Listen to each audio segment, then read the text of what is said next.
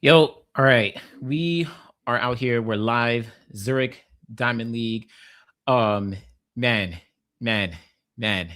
I appreciate everyone who's jumping in. If you're watching this after the fact, check the timestamps below.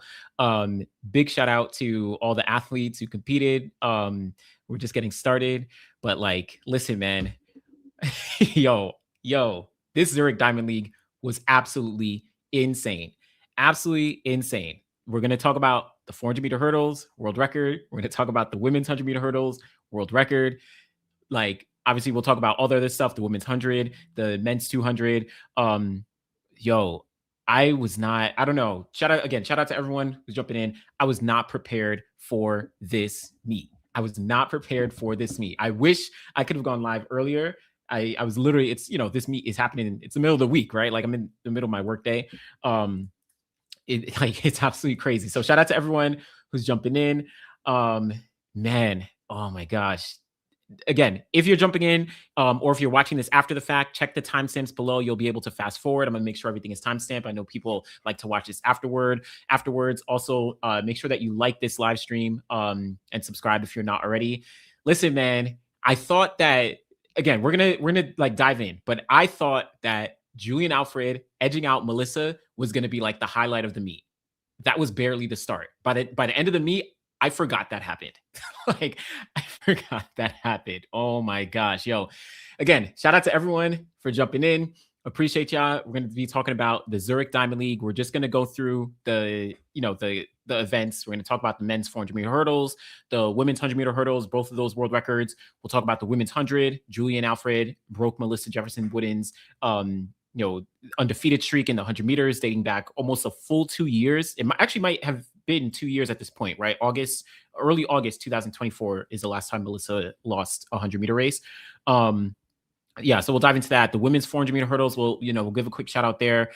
Oh my gosh, man. So I'm gonna give a second as people jump in. Listen, this was ridiculous. Like, do you understand when Dos Santos, I'll dive into it. We're gonna dive in, but like, obviously, when Dos Santos crossed the line, I was like, hold up. That really says 45. Like, that really says 45. I understand. I've been saying that, like, I thought he could get there, but like to see 45, oh my gosh, yo, that was crazy. That was crazy. Like, come on, man. Oh my gosh, crazy. He said, who ran 45.80? Come on, man. Yo, oh my gosh. Oh my gosh. Yeah, and the sprints, it just happens. Actually, I'm going to talk about that as well.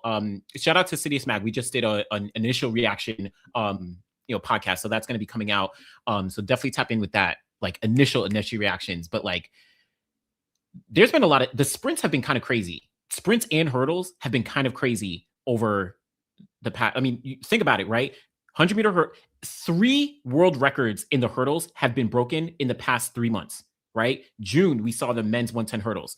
And then in one day, we got the 400 hurdles for the men and the 100-meter hurdles for the women. And then the women's 400 hurdle record is only 2 years ago, right? Like, the hurdles have been erased in the past 2 years. Like, the hurdles have been absolutely erased in the past 2 years. It's crazy, man. It is crazy. Yeah. So I'm gonna give just another minute and I'll just jump in. Talk about it. Yeah, Dos Santos was so far ahead of Warholm. Bro, the back straight was like the greatest. That back straight from Warholm gave me flashes of the Sydney in 2022 when she ran 50 seconds for the first time. That back straight was crazy. Oh my gosh. Oh yes, both world records and both new and former world record holders in the races.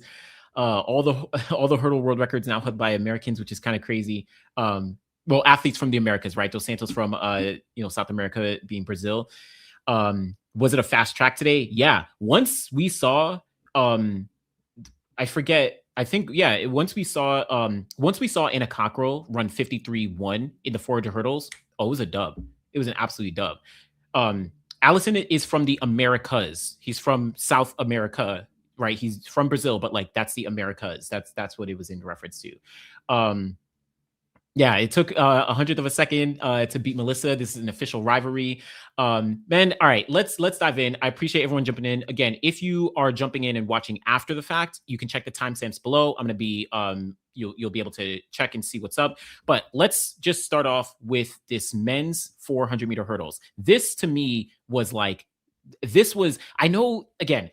So I know I can't even get myself together. Listen, 45.80 seconds from Alison Dos Santos.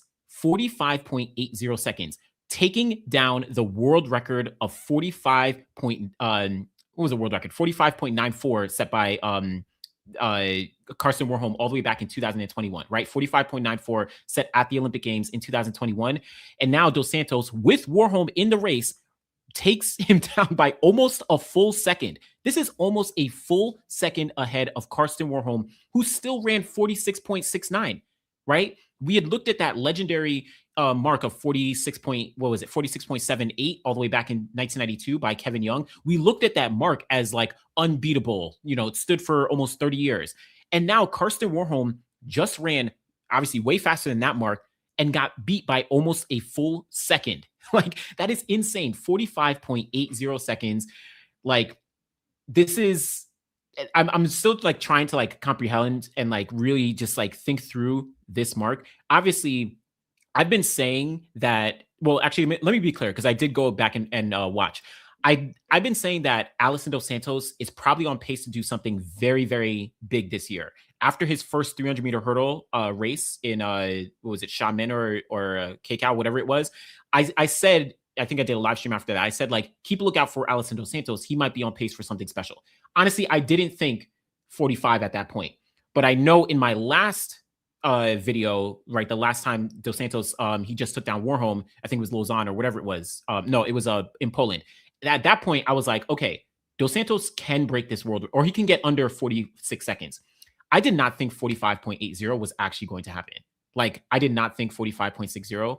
I'm sorry, 45.80 was going to happen. I thought 45.9. But like, in terms of the race, Allison got out so fast from the blocks. Karsten was also out fast. But once you look on the back straight, once they got onto the back straight, Dos Santos ran that like a 100-meter sprint. He just ran right past Karsten Warholm. And again, it wasn't like Karsten Warholm was running slow. Karsten Warholm was running 46.6, a time that only Dos Santos and Rai Benjamin have run faster than in history. But then Alison Dos Santos back straight dominates, cooks it. And then the gap just keeps growing and growing and growing. By the time you get to the home straight, I am thinking about the clock. I looked at Karsten. I'm like, nah, he's not close. Like, we're good, or he's good. I'm sorry, Dos Santos is good. And then Dos Santos is getting close. I saw the clock ticking up to 45, almost 46, and then he stops it at 45.80. Like, this was such a masterful race. Absolutely stellar race. And yes, I do agree. This was very similar to how Sydney broke her world record in 2022, right? I think that back straight was really what did the damage. Allison was able to separate. He was able to just like pull ahead. And so by the time he got to, around the curve, he's coming around, hurdles 6 and 7, coming around the curve to 8, 9, and 10. It's like, he's good. He's just able to cruise home, stay locked in, stay focused, get his form right, make sure that he's not, tripping up, not stuttering, not messing up his steps. And he was good. You know what I'm saying? Like, this was, again, that back straight was crazy, I wish I could, this would be taken down, but I wish I could play the actual race. That was absolutely insane. And to get to 45.80, my thinking around this was that I feel like Allison knew that he was in form to actually get the world record. I feel like he'd been seeing things in practice. He had run 46.4 on 2 occasions this year already, right? And those were both of those marks were his second fastest time ever. Obviously now, third fastest time ever. Now fourth fastest time ever. So he has this 45.80, 46.2, and then he has 2 marks at 46.4.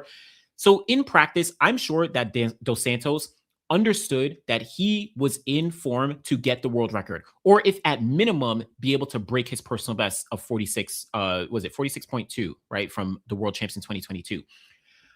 I believe that he didn't want to leave it up to chance at the World Ultimate Championships or even the Diamond League final.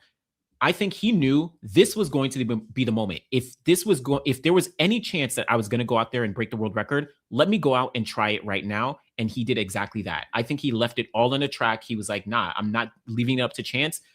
This is the moment to actually do it. And he gets it, 45.80. And in emphatic fashion, to have Karsten Warholm in that race as well, and to have Warholm run 46.6 is like, it's like chef's kiss. It's insane. Obviously, like when that mark came up, I was like, what? I literally jumped out of my chair.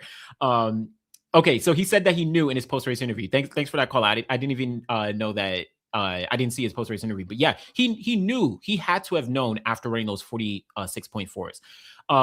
But yeah, now as we look, I'm just going to bring up the top lists all time, because as we look at the all-time lists, it's like I think Dos Santos is just on another level, and we have Karsten Warholm and Ryan Benjamin, but I think it's actually going to be very hard to take down Dos Santos as we look forward over the next couple years. And I'll talk about Ultimate Champs in a second with Ryan Benjamin doing the double, but I think it's going to be very hard to actually take Dos Santos down over the next couple years. So obviously the mark isn't here yet, but 45.80 is the world record now. And then you have Karsten Warholm at 45.9 and then Ryan Benjamin 46.1.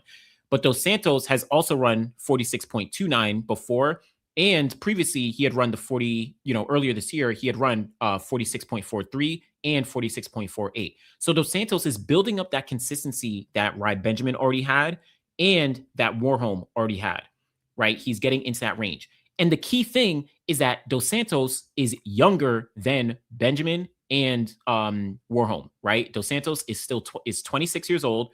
Karsten Warholm is he's 31, or I'm sorry, he's 30 years old, and then Ryan Benjamin is 29 years old. So Dos Santos still has a longer runway, in my opinion, to look at, like, okay, 2028, 2029, et cetera, et cetera. But I still like the fact that we are getting all these guys, all three of these guys are still running essentially like at the quote unquote peak to a degree, right? Dos Santos obviously just set the world record. Ryan Benjamin is still, coming off two amazing gold medals at the Worlds and the Olympics, and is running insanely consistent times, right? Taking a detour. He just ran 46.6, in his opener. And obviously Karsten Warholm, I think right now Karsten Warholm is having arguably his second, maybe third best season ever. I think this season is already better than the season when he set the world record, if we're just talking depth and consistency. So this is so impressive. I don't even know what to kind of think of. I know that, and again, I'm like dipping into the comments. I'll circle back in a second, but one thing to think about, I do agree that this world record is probably on borrowed time. Obviously this is not like the peak, right? Like 45.80 world record, but there's more to go for Dos Santos. 45.5 is probably not too far-fetched at some point in the next couple years. But the big thing that I really like about Dos Santos is that he's been improving on his flat speed, specifically over the past 2 years, if we're really thinking about it. So earlier this year, Dos Santos had run 44.3, World Athletics is tripping. All right. 44.3 in the 400 to open up his season. And he ran 22 point something. My bad. Let me cross check his 200. So this year he ran 20.39 in the 200 as a personal best earlier this year. So improving on that flat speed. And then in the 400, he also ran 44.38 seconds, right? And his two fastest 400 times are from the past 2 years. And most of his times are from, he in 2026. Open 400 times. That, I think, is one of the difference makers when it comes to the 400-meter hurdles, where Alison Dos Santos, he's significantly improving his ability to actually run the flat 400 and improve his speed and all of that. So when he goes into the 400 hurdles, he already is, building on that execution. He already knows how to get over those hurdles, but now he's moving significantly faster between each of the hurdles. And that led to what I think was, that what we saw in the back straight, where he was just cooking. He was cooking because he's improving that flat speed. That's translating over. That, I think, is interesting now, because Ryan Benjamin, obviously Ryan Benjamin is way, way faster when talking about flat speed, but because of that 43.8. But I wonder if Ryan Benjamin looks at a performance like this and is like, okay, I need to get back into the 400 hurdles to really showcase what I'm capable of, right? Sure, I ran the 46.1 all the way back in 2021, but that's probably not indicative of my talent. but can he get over to 45.80? Like, can he get over to 45.80? It's a whole different ball game. So I don't know, man. It is crazy, absolutely crazy. Big shout out to Alisson dos Santos. Again, this is wild. I'm so impressed. This was again, we're gonna talk about Masai in a second, but this was the performance for me where I was like, nah, what? And even with me saying, in previous videos that like, oh nah, I think Dos Santos is gonna come up on that 46-second barrier. 45.80. Come on, man. 45.80. Yes, big shout out to the world athletics scoring tables. What you call it? Dos Santos is now, this 45.80 is now the third best mark all time in terms of like scoring tables. So I don't know the exact numbers. I'm my bad. So he has 13.48. Yeah, and he's just after Bolt's 100-meter world record and his 200-meter world record, but he's ahead of everything else. Chris Chavez actually noted that he's ahead of, even though the sub 2-hour world record in the marathon, but which I don't know, which is like, I don't know how it's like all relative, but it's just to the point that this is one of the greatest performances in the history of this event, of the sport of track and field, like in the history of the sport. It's absolutely insane.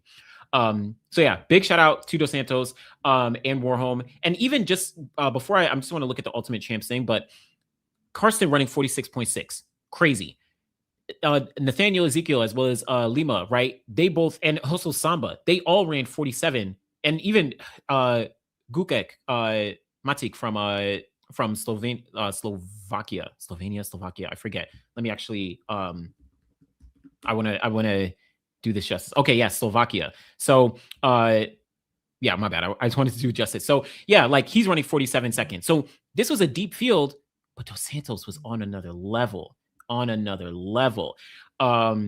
So yeah, big shout out there. The thing I did want to look at is just the Road to World Ultimate. And obviously the Road to World Ultimate is set. Rai Benjamin, he's doing the double. But the thing that we need to think about is with this double that Rai Benjamin is going to be doing, this it gets very tough. It gets very tough to say, as I said in the last live stream, right? I said I can't pick Rai Benjamin to win gold in either event, right? The 400 or the 400 hurdles. I think he's a solid second place in both. But like when you're talking about Colin Kebenachippi in the 400 and then Alisson dos Santos in the 4 hurdles, that's like a tough task to be able to beat them both while doing a double. This just got even tougher in the 400-meter hurdles because Alisson dos Santos now, obviously he's running 45.8 and he's going to be on fresh legs. Rai Benjamin is going to have to run the 400-meter heats and finals prior to him going into the 400-meter hurdles in any capacity. So it's going to be very, very tough. And to beat out Dos Santos, you're essentially going to have to, not essentially, Rai Benjamin is definitely going to have to run a personal best, right? Like he's going to have to run a personal best of 40. His best is 46.1. So that's the realm that he's going to have to be in to be able to do what you would consider like gold medal performances in both.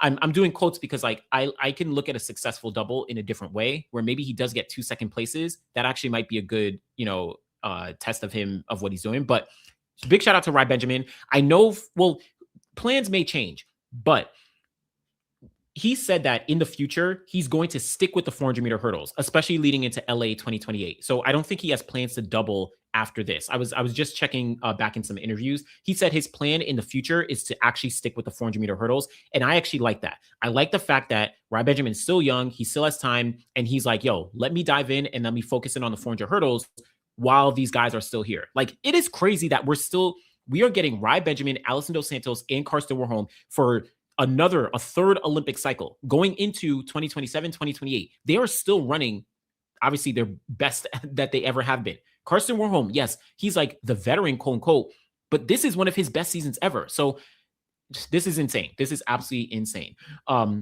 But yeah, big shout out to them. Again, I'll do a preview of the 4 hurdles and World Ultimate Champs and all that. But man, I don't know. This was crazy. I'm gonna transition. I apologize. I know I want to get to comments. I'm gonna try and I want to talk about some of these things, and then I'll circle back to some comments. But and I'm gonna be looking. And yes, it's true. The Tokyo Olympics was literally just yesterday, which was insane.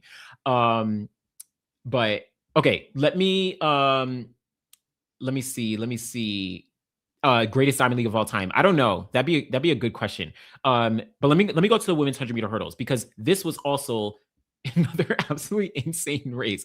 Masai Russell, another world, or not another, but like another world record at this meet, but her finally getting the world record of 12.09 seconds, breaking the world record of 12:12 set by Tobiami-san, what, 4 years ago at this point in 2022. And also, to the point that we spoke about earlier, having Tobiami-san in this same race, it's crazy. Alison Dos Santos had Karsten Warholm, Masai Russell had Tobiami-san. What's crazy is Kenny Harrison is running on Sunday, I think, or something like that, yeah, she's running in Sunday at that Italian meet, the one where Letsile is running the 400. It would have been crazy if we saw Masai, Toby, and Kenny Harrison all in the same race. Like, that would have been absolutely crazy, like the past 3 world record holders. But I agree. Maybe 11:09 might happen. But Masai Russell, 12:09. Big shout out to Tobiami-san, 12:23, and Nadine Visser, season's best at 12:34. But the big thing with Masai Russell, and yes, I think Toby is probably having her second best season ever. Definitely, probably. Yeah. But the big thing about Masai Russell is that I feel like the energy around her breaking the world record, especially at this meet, coming into this meet, I don't think it was as heavily there relative to how it was at previous meets, like the Prefontaine Classic, the Monaco Diamond League, whatever, right? Like, I don't think it was as heavily there. So I think that maybe took some of the pressure.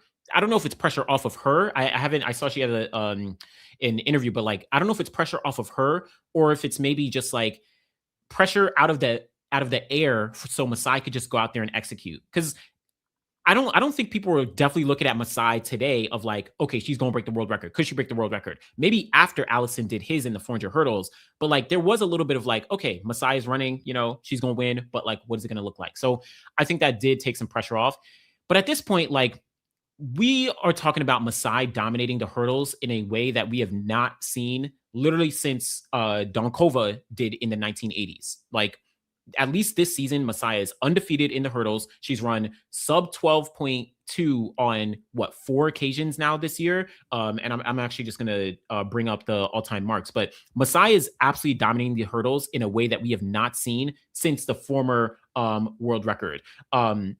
Which is absolutely crazy. Oh, let me get to the wind reading as well. The wind was, let me just bring this up, actually. I know I'm jumping around. But in here, the wind was 0.0. So obviously no wind. I actually think this was pretty much perfect, right? Maybe if there was, I know you said if there was plus 1.2, maybe it would have been a little bit better. I actually think that with 0.0 wind from Masai and this race, that actually might have been a little bit better. So they can literally just run their race and not have all the other conditions, right? Because in the hurdles, if you have like a stronger tailwind, that does tend to lead potentially sometimes, right? It tends to lead you to maybe run up on the hurdles, chop your steps in certain ways, right? And lose some of your focus again between those hurdles. Actually, well, Masai did run it with 12:02, but I don't know. Masai is kind of different. I don't know. I was going to say, because look at all the other records or all the other top marks. So Tobiami-san, she ran it with like her 12:12 with 0.9. Masai Russell, she had 0.4, but she has these, Masai has 2.0, Tia Jones 2.0. But it's more, I feel like the wind readings are a little more measured, actually. Yeah, for most of these top marks, when you go to the top 11 marks, most of them are between 0 to plus or minus 0.7 or 0.9 or whatever. So I don't know, but yeah, Masai is the absolute. Masai is going crazy. And if you look at the all-time mark, so it's not going to say it here, but because the world record is not up yet. But if you look at the all-time mark, so Masai has number 1 all-time, obviously the world record now. She also has number 2. I'm sorry, she has number 3. She has number 4. She has number 6. She has number 8. So she has. This is crazy. This is crazy. She has 8 of the top marks all time, along with Toby, Tia Jones, and Kenny Harrison. Like, that is crazy. 8 of the top 11 marks all time. That is insane. That is dominance. Absolute dominance. So I don't know. Actual random said that's propaganda. The men is also similar, just like, plus or minus, zero point 0.1, or I'm sorry, yeah, plus or minus 1.0 or negative 1.0 in general. But um, yeah, man. Oh my gosh. So just I'm big shout out. Obviously, I'm struggling in terms of like thinking through, but Masai with her consistency is really historic. Really historic. As I said, I did a video on Masai earlier this year after her Chinese Diamond Leagues, and I was just highlighting how much depth she's put together in the 100-meter hurdles, and she just consistently has been adding to it every single time she competes. And I think there was a little bit of pressure that was maybe taken away from Masai at this meet because of all the other things that were going on, and maybe the idea of like, oh, can she break the world record had slightly died down. So yeah, I know, I'm going like fast. I'm thinking so many things in my mind. I will say in this race though, just like kind of breaking things down, Masai got obviously a great start, and I feel like I haven't seen like a head-on shot of the entire race, but she was very smooth throughout. Very smooth, great execution, great times. Great times and great everything over the hurdles. Toby Amisan actually did get a decently good start relative to what we had seen in previous races, right? Like she was like really bad. I think back to the Commonwealth Games, she was like sleeping in the blocks, but she had a much better start relative to some other races. There was a point in the race, maybe after like hurdle 6, 7, 8. I was like, okay, Toby is like there, right? Toby is not too far away from there. But Masai just like pulled away. Masai just absolutely pulled away. And even though Toby running 12.23 seconds, 4 seasons best, and let me just cross check. I'm thinking about, so obviously Tia Jones with 12.19. Actually, yeah. So Toby Amisan with her 12.23 is the second. Tia Jones has the fastest non-winning time, and then Toby Amisan now with 12.23 is the second fastest non-winning time, which is absolutely crazy. So yeah, this was very, very impressive, like very impressive. And I'm just like thinking about Masai. I'm thinking about Masai and where to go in her future, because the hurdles are still so complicated, right? The hurdles are still so complicated. Yeah, you can tell I enjoy track and field. I know, bro. Like, I'm just coming off this. I did not expect all these world records. But at the end of the day, the hurdles are very, very complicated, where, as we saw last year, Masai hit one hurdle and that took her out of the medals at the World Championships, right? She got 4th place. This year, she's been undefeated, but anything can still happen in the hurdles. As I've been saying for the better part of the year, I also still do believe that it would not shock me if Toby gets down and close to her own world record, right? I'm not betting against Masai in any capacity for the rest of the year, but I wouldn't be surprised if Toby gets close to her 12-12 once again, right? Anything can happen in these hurdles. Masai just happened to be absolutely perfect today, and really execute on all cylinders, have great conditions, have the momentum of, Dos Santos, have the momentum of, Corrales jumping 620, almost winning the pole vault. Obviously, Duplantis jumped 625, having the momentum of Julien, who we'll talk about in a second. All of that played into a race like this. And so before I move on, though, I do just want to highlight how we have now seen the hurdle world records be taken down. And I said at the top, but like, we've now seen all the hurdle world records taken down in the past, 2 years, right? Well, I guess 3 years, right? 2024 with Sydney and the 400 hurdles. And then, of course, this year, we've now seen the men's 110 hurdles with Jacoby Tharp. We've seen the women's 100-meter hurdles in Masai Russell, and the men's 400-meter hurdles with Alison Dos Santos. So all hurdle world records have been taken down. They're all gone in the span of 2 years, and 3 of them in the span of 2 months, June, July, August, right? That is, I think, unprecedented. Maybe you have to go back to, I know the mud days, some people like to call it, but just like the old era of the sport, to look at like when records like that were being taken down consistently. But we are truly in some level of like golden age that I don't think we're appreciating, because these things just keep happening, right? On top of that, it is really interesting. I am very interested in like how so many athletes have been making improvements year in, year out in these different events. Obviously, the hurdles really does stand out, but when you look at all these marks in the hurdles, all of these marks are in the past, whatever. We're looking at all these top marks in the past 6 years. We're really looking at 2020 all the way to 2026 as it stands right now, right? I know mud days with the holes in the ground. Very excited for Budapest.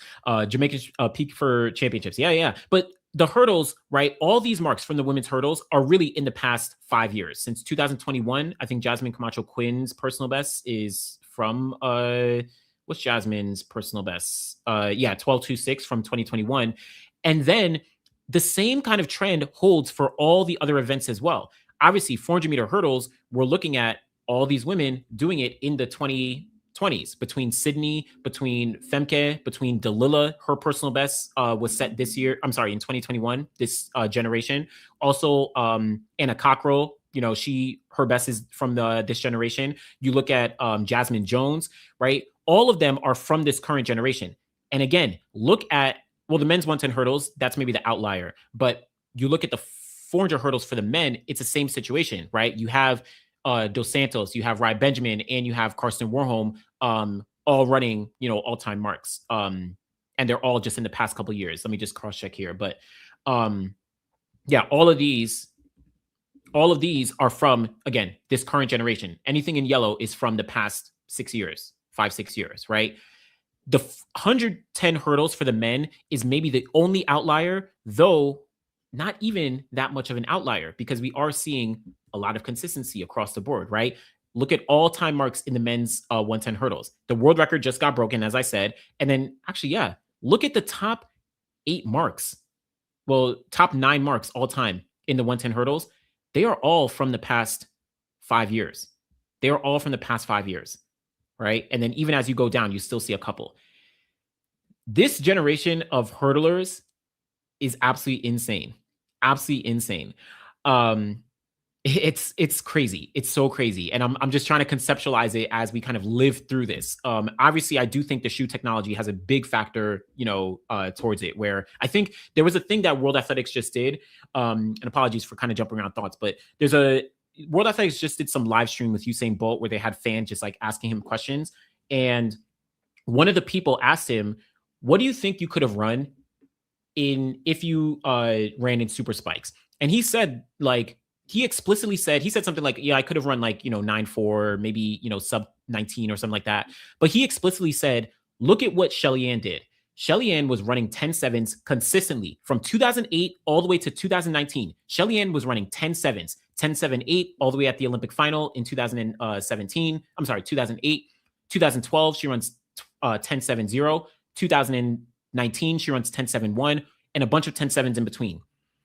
Immediately in 2021, I think it was like her third race or something. It was like early season relatively in Kenya. She runs 10.6.3, right? Someone can cross check me on the time, but she runs 10.6 in one of her first races in 2021. So that just speaks to how shoe technology and other aspects of technology have definitely helped athletes improve. Obviously, we saw Elaine run 10.6s, but that carries through, especially in the hurdles, right? That we're seeing with all these athletes running, 12.09 is crazy. 12.09 is crazy. But yeah, okay, yes, 10.6.3. Okay, yes, I feel like I do remember. Yeah, that was in Kenya at the Cape Kano Classic. Obviously, that was at altitude. Later on, she did run 10.6.0. So yeah, it is what it is. But yeah, I don't know. But that's the women's 100-meter hurdles. Again, just getting my thoughts together. But this was wild. Let me get to some questions. I'm going to go to the women's 100 meters next to talk about that. Do you think the hurdle height will get raised due to how fast the times are? No, I don't think they will get raised. I don't think they'll ever get raised. I did a video about the women's 400-meter hurdles and how people were advocating, specifically Kim Batten, the former world record holder in the 4 hurdles, how she was advocating for the world record. Wait, hold on. Oh, wait. Wait, hold on. I'm going to get to the Shelly thing again. My bad. Kim Batten was advocating for the world record. I'm sorry, for the 400-meter hurdle height to get raised. But I don't think that's going to happen because of how the hurdles kind of relate to each other and how they're just going to allow the events to progress. I highly doubt we'll ever see the hurdle heights actually get raised. At least I don't think in our lifetimes. But yeah, so here's what it is. My bad. I'm gonna move over to the women's 100 now. And my bad. I know there's different comments coming through. Okay, my bad. 10-6-3 in Kingston. I sincerely apologize, Shelly and Fraser Price. I sincerely apologize. I don't know why I thought it was in Kenya, but yes, it was in Kingston. Let me just bring up. Yes, it was in Kingston. I just want to bring this up to highlight. I forgot that yes, it was in Kingston, not in Kenya. Yeah, my bad. I just want to cross check for my own thinking as well. But 10-6-3 in Kingston. Oh wait. So 10-6-0 was in Lausanne later in the year. That's when she beat out Elaine. But yeah, she ran 10-6-3 in Kingston. My bad. Yes. Yeah, I got it. 10-6-0 was in Lausanne later on that year. I forgot. Why did I think she ran in Kenya at some point and she ran a 10-6 there, but I don't know. Okay. Let's move over and talk about this women's 100. But let me get to just last comments before then. Oh yeah, Femke had an interview with Cities Mag. Yeah, I gotta do all that apologizing. It's just because when I'm thinking about these things. But yeah, but I appreciate it. Let me see. Oh yeah. Oh, what did I say? So what do you think is a major contribution to the increase in fast times? Just I think two major things in my mind about the fast times across the board. One is the fact that we now have I think the spikes are definitely a massive improvement. Number two, I think the fact that you have so many high quality athletes competing together, right? Masai, Toby, Nadine, Akira, Ditaji, all of these women have run 12-2 in their careers. Like all these women. Look at all these women. 12-1, 12-2, I'm sorry. 12-1, 12-1, 12-2, 12-2, 12-2. That's just in this race.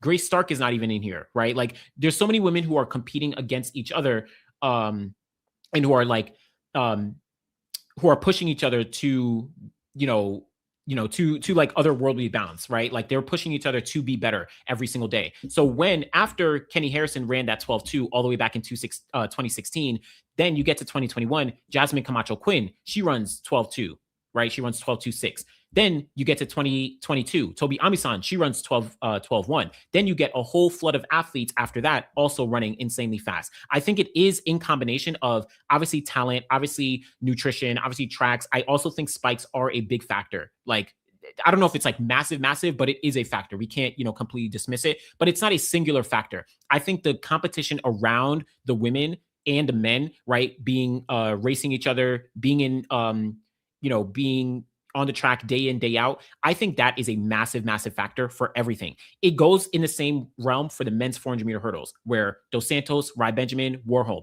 It's almost a mindset of like, I have no choice but to run fast or else I'm going to get cooked, right? Same thing in the 110 hurdles where, Jamal Britt has to go out there like, yo, Jacoby Thorpe just broke the world record. I have no choice but to go out here and run fast. Back on I'm thinking of Prefontaine. I'm back on that track. He just ran the world record here. I have to go out and run fast or else I'm going to get cooked, right? So Femke Bol is like, yo, Sydney McLaughlin-Roney is cooking people here. I have to go out here and run fast to even try and have a shot. Anna Cockrell is like, okay, Sydney is gone. Femke just ran 50 seconds. What am I going to do? Okay, I have to go out here and run as fast as possible. So she runs 51.8 at the Olympic Games, right? Like, I think that competition is a very, very big factor as to why all these athletes are running insanely fast. So that's one thing to definitely think about.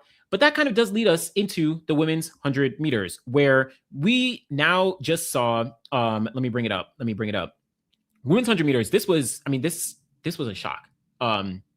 This was a shock.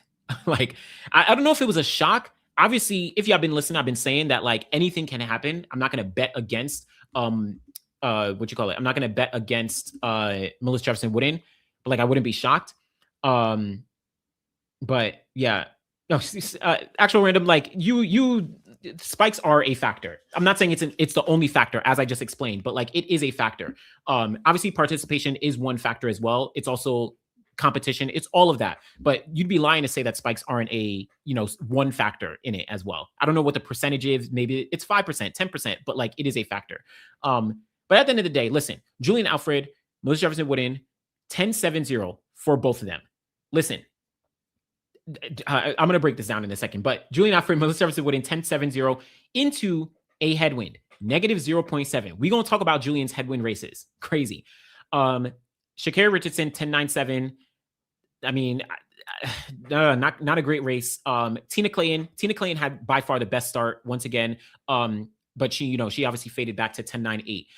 Now, this was the race for Julien to win. If she was ever going to really win and like shift back some momentum, this was going to be the race to do it.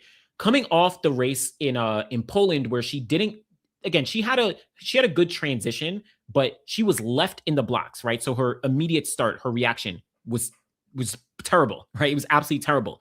And she knew that. That interview, I watched her post-race interview after this, but like, she was like, yo, I needed to get this start right. And she got it right. Now, from the blocks, Tina Clayton, by far the best start. I'm so impressed with how Tina remains consistent, but then she, from the start, but then she obviously fades back. Melissa, just a step behind Tina, but then obviously she pulls away. Melissa still is, I think, going to have the most complete race. But Julien Alfred got a good enough start where it was like, oh no, she's close. She is close. And in my mind, I was like, I don't know if Melissa put enough distance on her.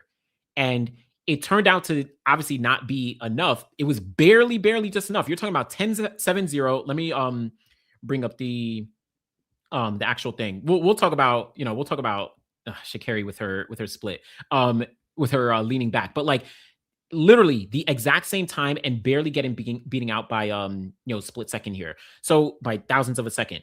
This was the race that Julien Alfred needed to execute to be able to take down a Melissa Jefferson Wooden. Obviously, this breaks the streak that Melissa had of dating all the way back to 2024 at the Olympic Games in Paris. August 2024, 2 years, Melissa had gone undefeated in the 100 meters. But because Julien got that much better start, that was what made the difference. We know Julien Alfred as relatively consistent. Indoor, she didn't do well from the start, but in previous years, she had done very well when it comes to getting out of the blocks and executing in that first 30. But she had not been as consistent throughout the year. I think the Poland Diamond League really was the difference maker of like, I can't keep doing this. Like, I cannot keep sleeping in the blocks. I can't keep, not getting out as quick as I need to. I need to really react immediately, transition well, and then get into my top speed, because Julien is someone who does have really good top speed and, a lot of speed endurance. So this was really, really good for Julien. And this was the difference maker to be able to run down Melissa Jefferson Wooden. And it was so close, man. 10-7-0, 10-7-0. Melissa, again, I think she ran a very complete race. But when you're dealing with Julien Alfred, who's able to get a good enough start and maybe has slightly better, not even slightly better. Julien definitely has much better speed endurance, all things considered. Top end speed in the 100, I don't know, like maybe Sha'Carri actually might be the best of the bunch. But it's going to be hard to take down Julien if she gets a close enough start. It's kind of like that Noah mantra of like, if I'm close enough to put my hand in your pocket, then it might be dangerous. But I'm excited now for World Ultimate Championships. I'm very, very excited. The thing to bring up with Julien, though, is the wind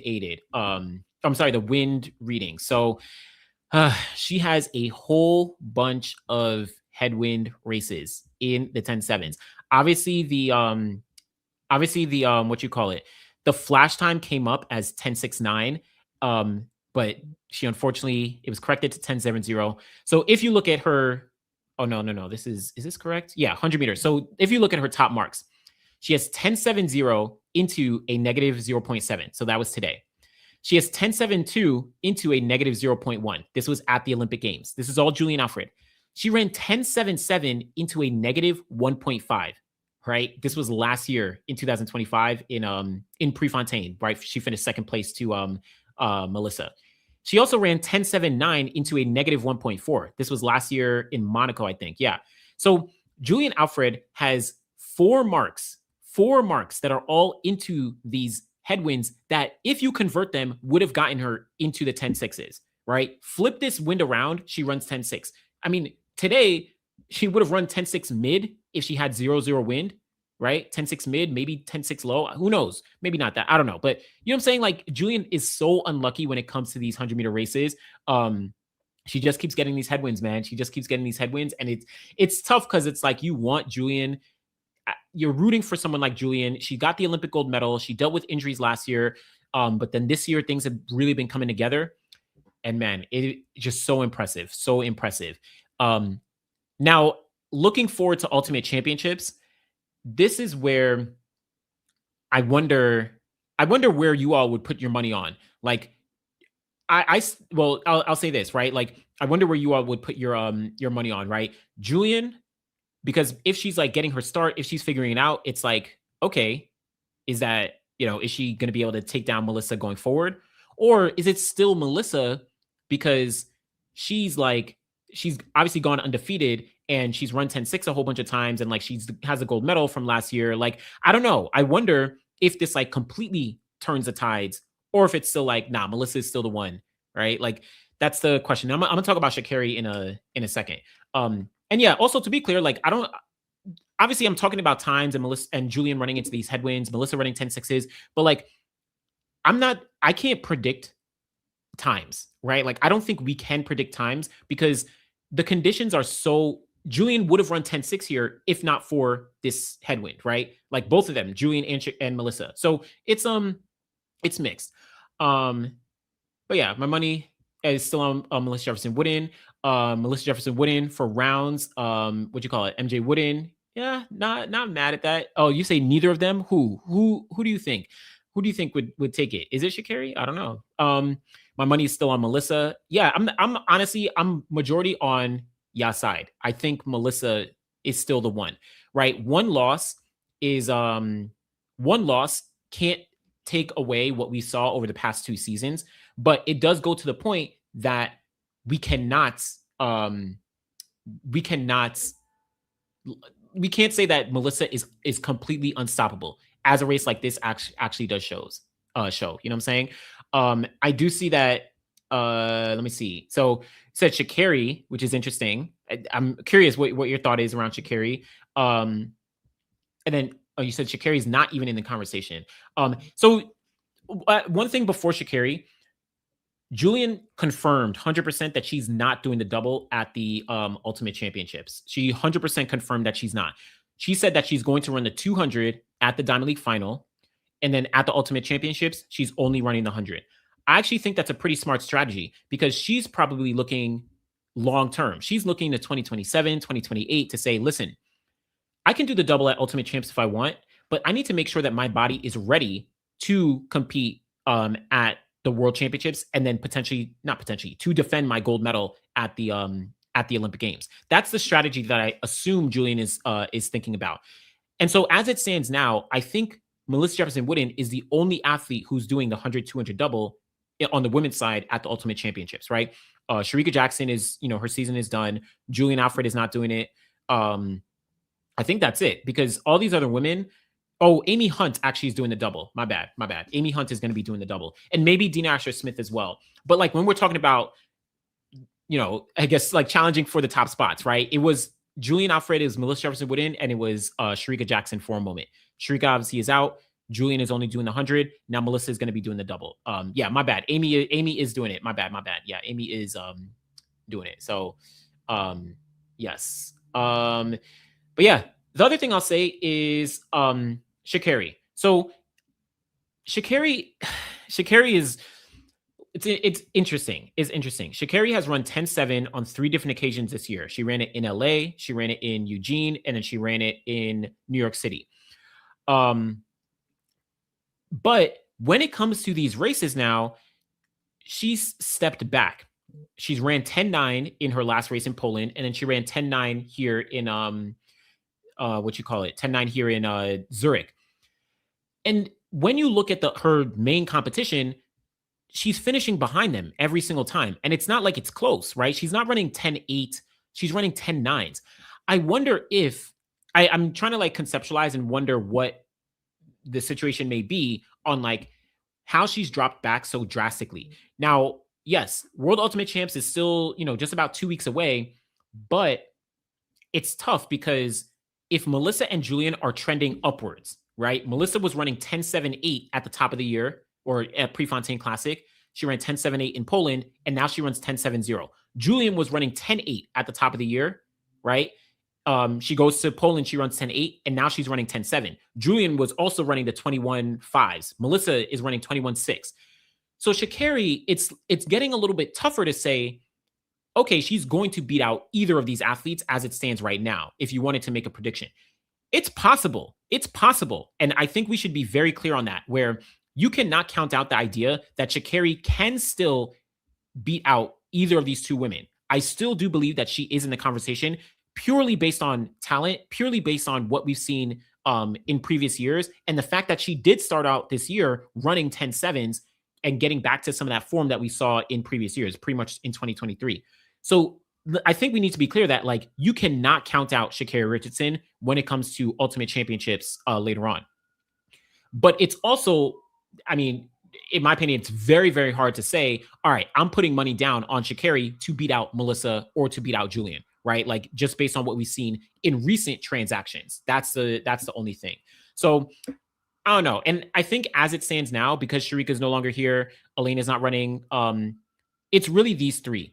Tina Clayton, Poland, she didn't do as well. Here, she got, a little bit better, but she's not running the 10.8s that she did earlier, right?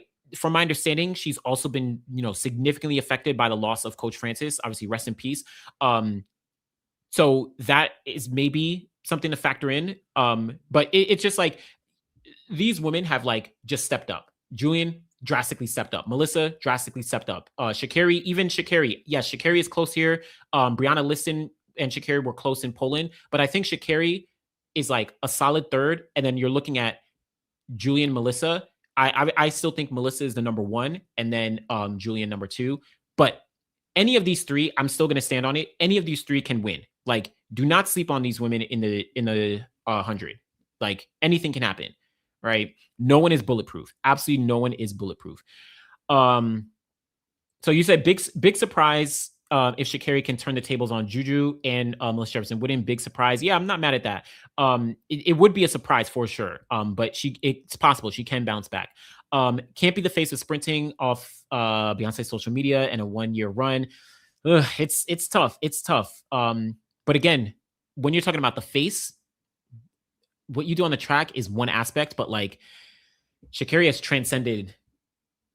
She's transcended culture. Forget sports. Sha'Carri has transcended culture. So that's the thing. Yes, and Sha'Carri needs to dip. Sha'Carri needs to dip. Like, come on, man. I actually looked back. I went to look back at the races in Poland and then also her race in Eugene. It's the exact same form. Like, it's the exact same form. You can see Tina Clayton is actually dipping. Amy Hunt is actually dipping. Even Melissa and even Julien, even though Julien isn't like dipping heavily, she's still dipping. But Sha'Carri's like leaning backwards. Like, it's that famous, well, to me, it's the famous 2012 Olympic final where you see Tyson Gay leaning back, and he gets, he runs 9.80 to Justin Gatlin's 9.79. Obviously, Tyson Gay was later banned, but it's just like, it's crazy. It's crazy. So I don't know. But yeah, this is hype. This is hype. I don't know. This is hype. And yeah, that's why I say, I know you said, how do you run 10.7 multiple times and then go back to 10.9s? 10.9s back to back. I think she is planning to flip the table. I mean, who knows? You said, I hate the way Julien dips. It's like not a full dip, but like she's still leaning for the line at least. That I appreciate. What you call? Yeah. Let's see. Oh, my bad. Let me scroll forward a little bit. So what is Julien running at the World Ultimate Champs? She's only running the 100. So I just broke this down. She confirmed that she's doing the 200 at the Diamond League final, and then she's doing the 100 at the World Ultimate Championships. That's it. I suspect, though she didn't say this, she said that there's always been a plan, that's always been in the plan, et cetera, et cetera. I suspect she wants to long-term, like make sure her career is extended, specifically for the to defend her title at the Olympics in 2028 and to potentially get the 200-meter gold that year as well. I think she really wants to get that double. So we'll see. No, Gabby Thomas is going to World Ultimate Championships. Yeah, Gabby Thomas is going to go to World Ultimates. I don't know if she's going to be at the Diamond League final, but she's 100% going to be at World Ultimate Champs. She actually just posted up her kit like a day ago, or not a day ago, maybe a couple weeks ago. So yeah. They all need to learn the art of dipping. Yeah, shout out to Shane Thompson. I remember, it's funny because I was in Jamaica when that whole interview with Kashane was going down. And he was getting annoyed. He was like, "Come on, man! Like, what y'all talking about the dip?" Granted, he did. Well, yeah, I don't know, but yeah, it is what it is. But yeah. Sha'Carri's 10 meters seems like her biggest issue. She seems to zigzag her feet in a way that makes her vulnerable to losing in the later half of the race. Yeah, that's the thing. I mean, I think it's all comes down to her start and her transition. That's like the struggle. She basically got it perfect, quote unquote, perfect at the Budapest World Champs. But since then, she has like really, really struggled in that first 10 to 30 meters, right? That transition portion. Now, when she gets up in her running, she's unstoppable. Not unstoppable, but like she has some of the best top end speed out of most athletes. But that first half is just a big problem. And I think Julien Alfred is a good example of that, where if you don't get a good start, you're going to lose so much ground and you're just not going to have as much to make up on Melissa, who's so consistent. Like in every phase of the race, Melissa is so consistent. So it makes it tough to be able to actually take someone like that down. But Julien proved, okay, let me get this start right, because my second half I can actually work with. And I was able to take down Melissa. Obviously only barely, but Sha'Carri needs to be able to step into that realm. Now, if she's running 10.97, that's a whole different realm. But like if she gets back to that 10.7s that we saw earlier this year, if she gets a start right, then we're looking at 10.6s across the board, and potentially challenging for a win. That's why I can't count out some of these athletes, because all it takes is you getting something right. Julien ran 10.8 4 days ago, right? And now she got her start right and she runs 10.70 into a headwind. Like, no, it's not like she went and did practice and like got stronger in the past couple. No, like clearly she was in 10.7 form, but she messed up some of those technical aspects of her race that Melissa always knows how to get right.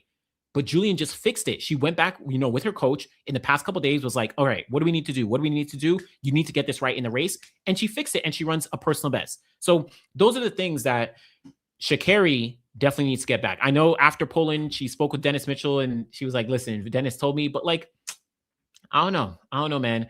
Oh yeah, Shelly and VCB on the dip. Yeah, crazy. All right. Let me see. You said, hey bro, we need a bit OD history of you, broski. I saw you intended, I think Auburn, and had so. This is from somebody else. My bad. This is in reference to somebody else. If you're mentioning that.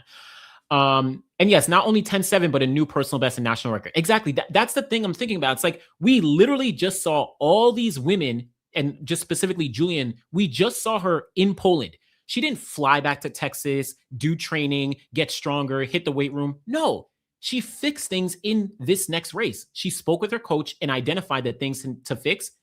And she was like, all right, I'm going to get it down. She executed it and she ran 10.7. Like, you know what I'm saying? So, all these things.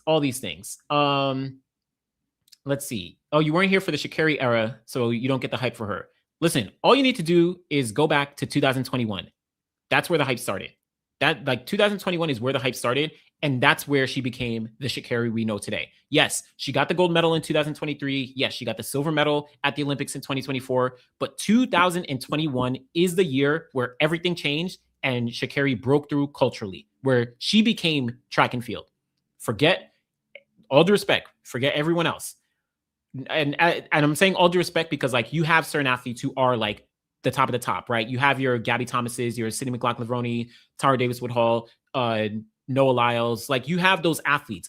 But Sha'Carri took it to a different level in 2021 because of all the other things, right? She didn't compete at the Olympic Games. It's all the other things. When you have Michelle Obama talking about Sha'Carri, right? When you have everybody, it's different. It's different. So that's all you need to go back to. Okay. All right. Let me go to just some of the other events just to highlight and quickly shout out, and then I'll get to some other comments. But Big shout out to the men's 200, and we got to talk about the women's 800 as well. Big shout out to the men's 200. Kenny B over Sinisifo Dambile. Let me just get this real quick.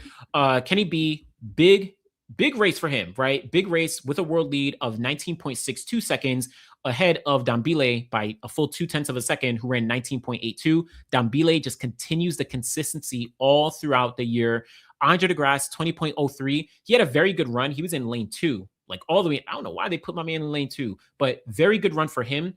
Even though it wasn't the 19.8 he ran this year, but you know, he's like showing some really great form, which I'm excited for.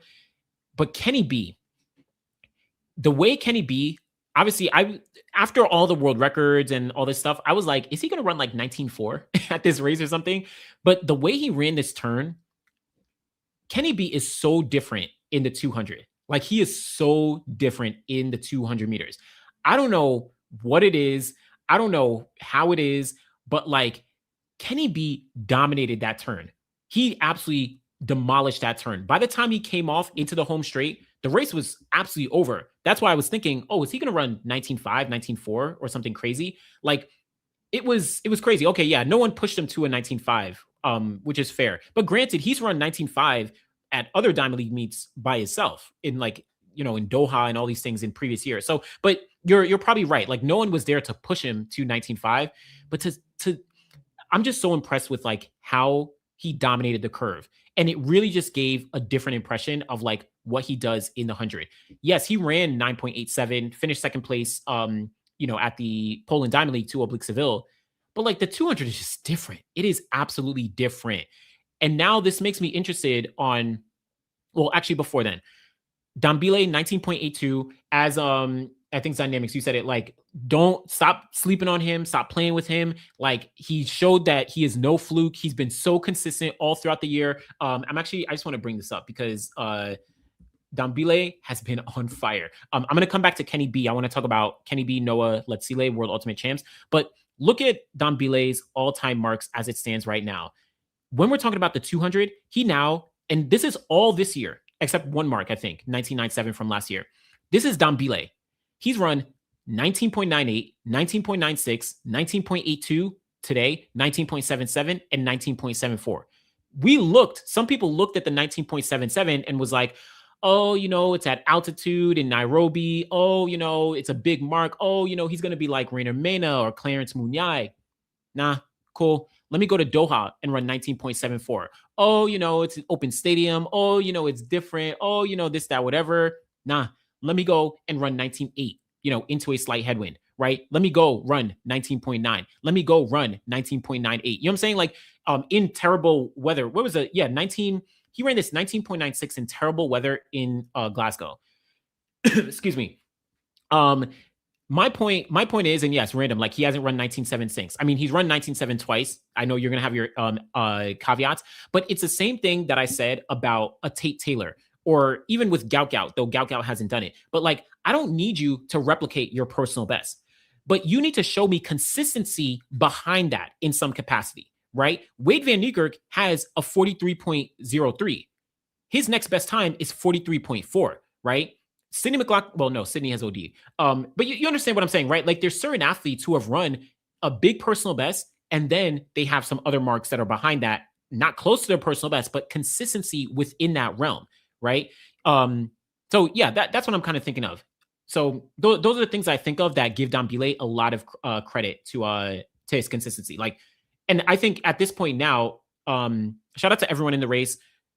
Not sure what's going on with Brian Lavelle. Unfortunately, not a good bounce back, but it is what it is. When I'm looking at Ultimate Championships, number one, I still have the question on, like, is Noah Lyles going to double?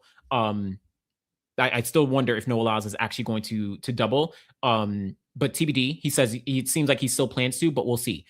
Letsile Toboho, also a question on if he's going to double. Yeah, I said Sydney is OD because I'm like, what did Sydney run? Oh, nah, she ran 50.3. She ran 50.5. She, like, she was different. So Noah Lyles, is he going to double? Letsile Toboho, is he going to double? I question if he's going to double at Ultimate Champs. Kenny B, is he going to double? I think he is going to double at Ultimate Champs, but who knows?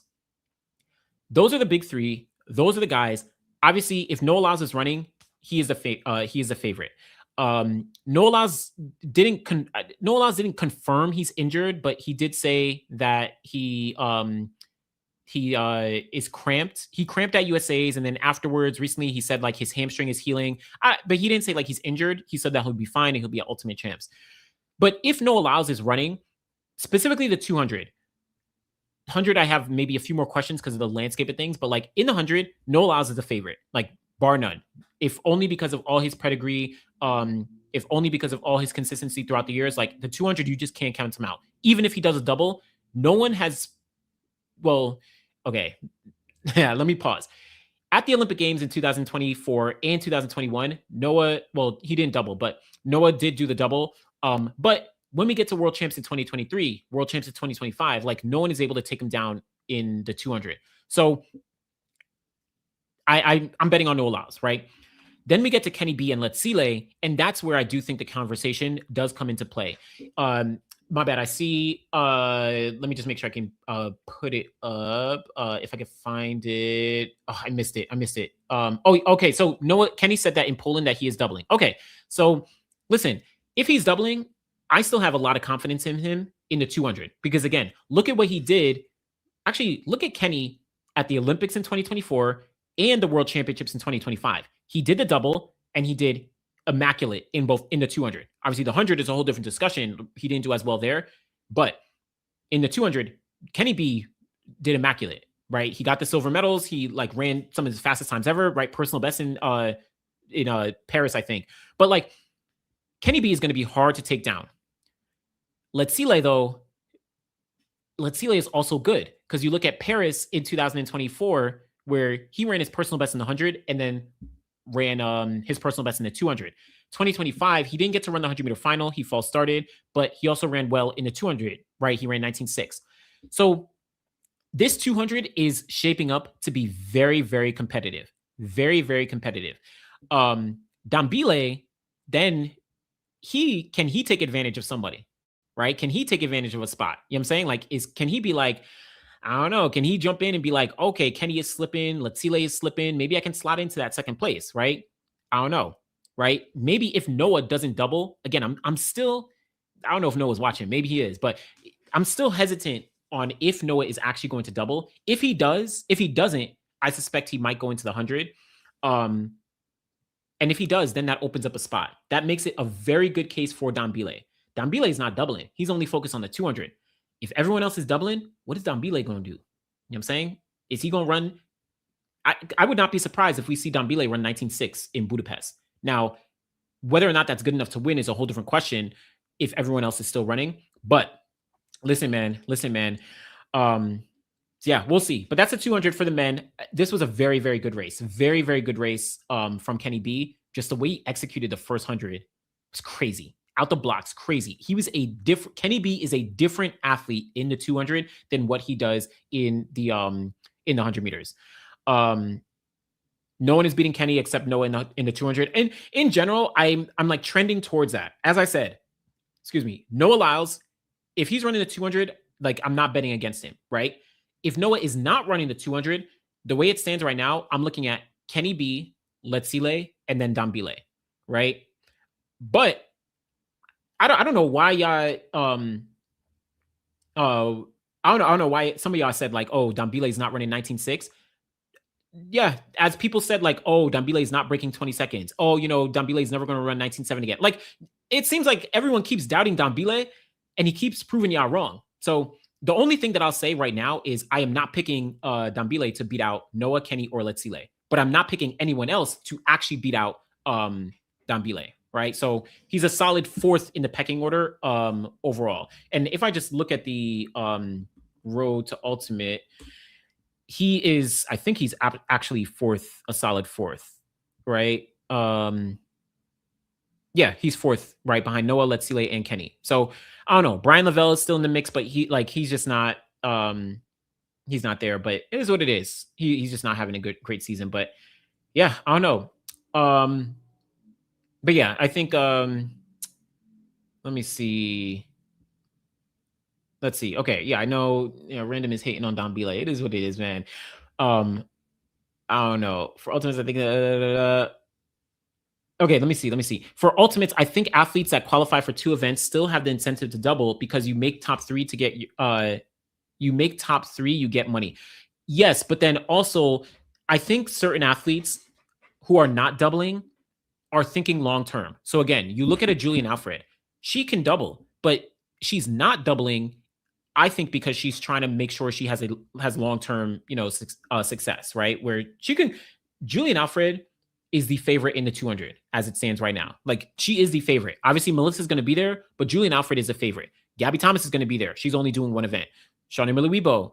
But like Julian Alfred is like, nah, I'm gonna do the 100 because that's what I want to do because I have like longer term goals when it comes to things. So I don't know. Oh, you said Anderson will be humbled. Dambile is not top 3. When did I say Dambile was going to be top 3? I actually never said that. I actually said I said Noah Lyles number 1, Kenny B number 2, Letsile number 3, and Dambile number 4. I did say every single person underneath is not beating Dambile. That's what I said. Obviously, anything can happen, but like I'm not picking anyone except for these 3 to beat out Dambile. You can rewind this live stream if you want. I said exactly that, but you can cross check. Let me see. He said Juju is not doubling because you hate losing. I mean, I don't know. Julien, I think, would be the favorite in the 200. It's just hate at this point. You don't think Dambile can run 19.6 within the next year if he's healthy and continues his trajectory. Exactly. It's like, come on, man. Like every single second, he keeps proving people wrong. Let me say with Beijing on the way, and my bad. Let me bring these up. With Beijing on and LA on the way, if Noah was injured, he won't run and pull out. I suspect Noah will run the double. I think the 100 is Noah's bigger focus since he needs a bye for 2027 Worlds. Yeah, that's a good point. Yeah, he needs that wild card because he already has it in 200. Good point. Gabby and Shawnee are non-factors. I'm not sure of Shawnee's status right now in terms of her health because she hasn't competed. But Gabby, I would put as more of a factor. It seems like she's being strategic on her year, but it is also tough. Like I don't know. But Julien is not running though as well. So, but yeah, I know. Yeah, I'll leave it at that. I'll leave it at that. Okay, we'll leave it at that. Okay, so Kenny is confirmed for the Diamond League final in I think the 100, and Oblique said in Silesia interview that he'll be there. Yeah, that makes sense. That makes sense. So that'll be good. That'll be good. I'm not picking Kenny over Oblique, but I mean it'll be good. Yeah, so that's what it is. Yeah, people are like people are doing a lot. Okay, let me go. Let me shout out. I need to shout out a few other events though, very quickly. And then I'll get to like some comments to close out. Women's 400 meter hurdles, amazing. Well, this is a little bit of drama, but like really great race. So big shout out to Anna Cockrell, getting the win here in 52 point. My bad. Let me get this. 52.13 seconds. Her second fastest time ever. Only behind her 51.87 from the Olympic Games back in 2021 when she got the silver medal. Just ahead of a full second ahead of Dalilah Muhammad, 53.16, season's best. Rochelle Clayton, 53.17. And then shout out to Fatoumata Diallo, who also ran a national record for Portugal of 53.30. Emma Zaplatova, she hit, what was it, hurdle 8? I think it was hurdle 8, right? Hurdle 8 or 9, I forget. I think, hurdle 9. She hit hurdle 9, and that threw off her momentum. It was really Emma and Anna who were side by side down the home straight, and then Emma hit the hurdle. I'm not sure. I think Emma would have run a personal best, right? She's run 52.3, but I'm not sure if she would have beaten Anna. Obviously, this is revisionist history, so I have absolutely no idea. But Anna running 52.1 is like, it's 0.2 of a second faster than Emma has ever run. Now, again, I think Emma would have either been close to this, maybe she would have won, maybe she would have run like 52.2 at minimum. But Anna, when she crossed that line, she was pissed. Or not pissed, but she was like, I think I said it like, oh, like, y'all forgot about Y'all forgot about me. Y'all forgot I was the Olympic silver medalist. Y'all forgot I've run 51 seconds. Y'all been looking over here all year. And yes, I haven't been running as fast, but I am here. I am preparing for these World Ultimate Championships. Y'all forgot that I was in good form last year and I, just messed up in the final at the World Championships. But nah, this is going to be me showcasing that I am one of the best. So big shout out to Anna Cockrell. I think she is on pace to run sub 52 seconds. I think Emma Zaplatalova is also on pace to do so as well. I think it's going to be a really good race between these two at the World Ultimate Champs. Obviously, again, Anna has already run 51.8, and now she's showcasing that I don't need Femke or Sydney in the race to pull me to some of my fastest times. Again, this is her second fastest time ever. I don't need, these top two athletes to be able to pull me to the line. She is getting close. She's getting close to sub 52. Emma is also close. Again, this race, she hit a hurdle. Her best is 52.3. I'm excited to see how these two actually match up when we get to Budapest.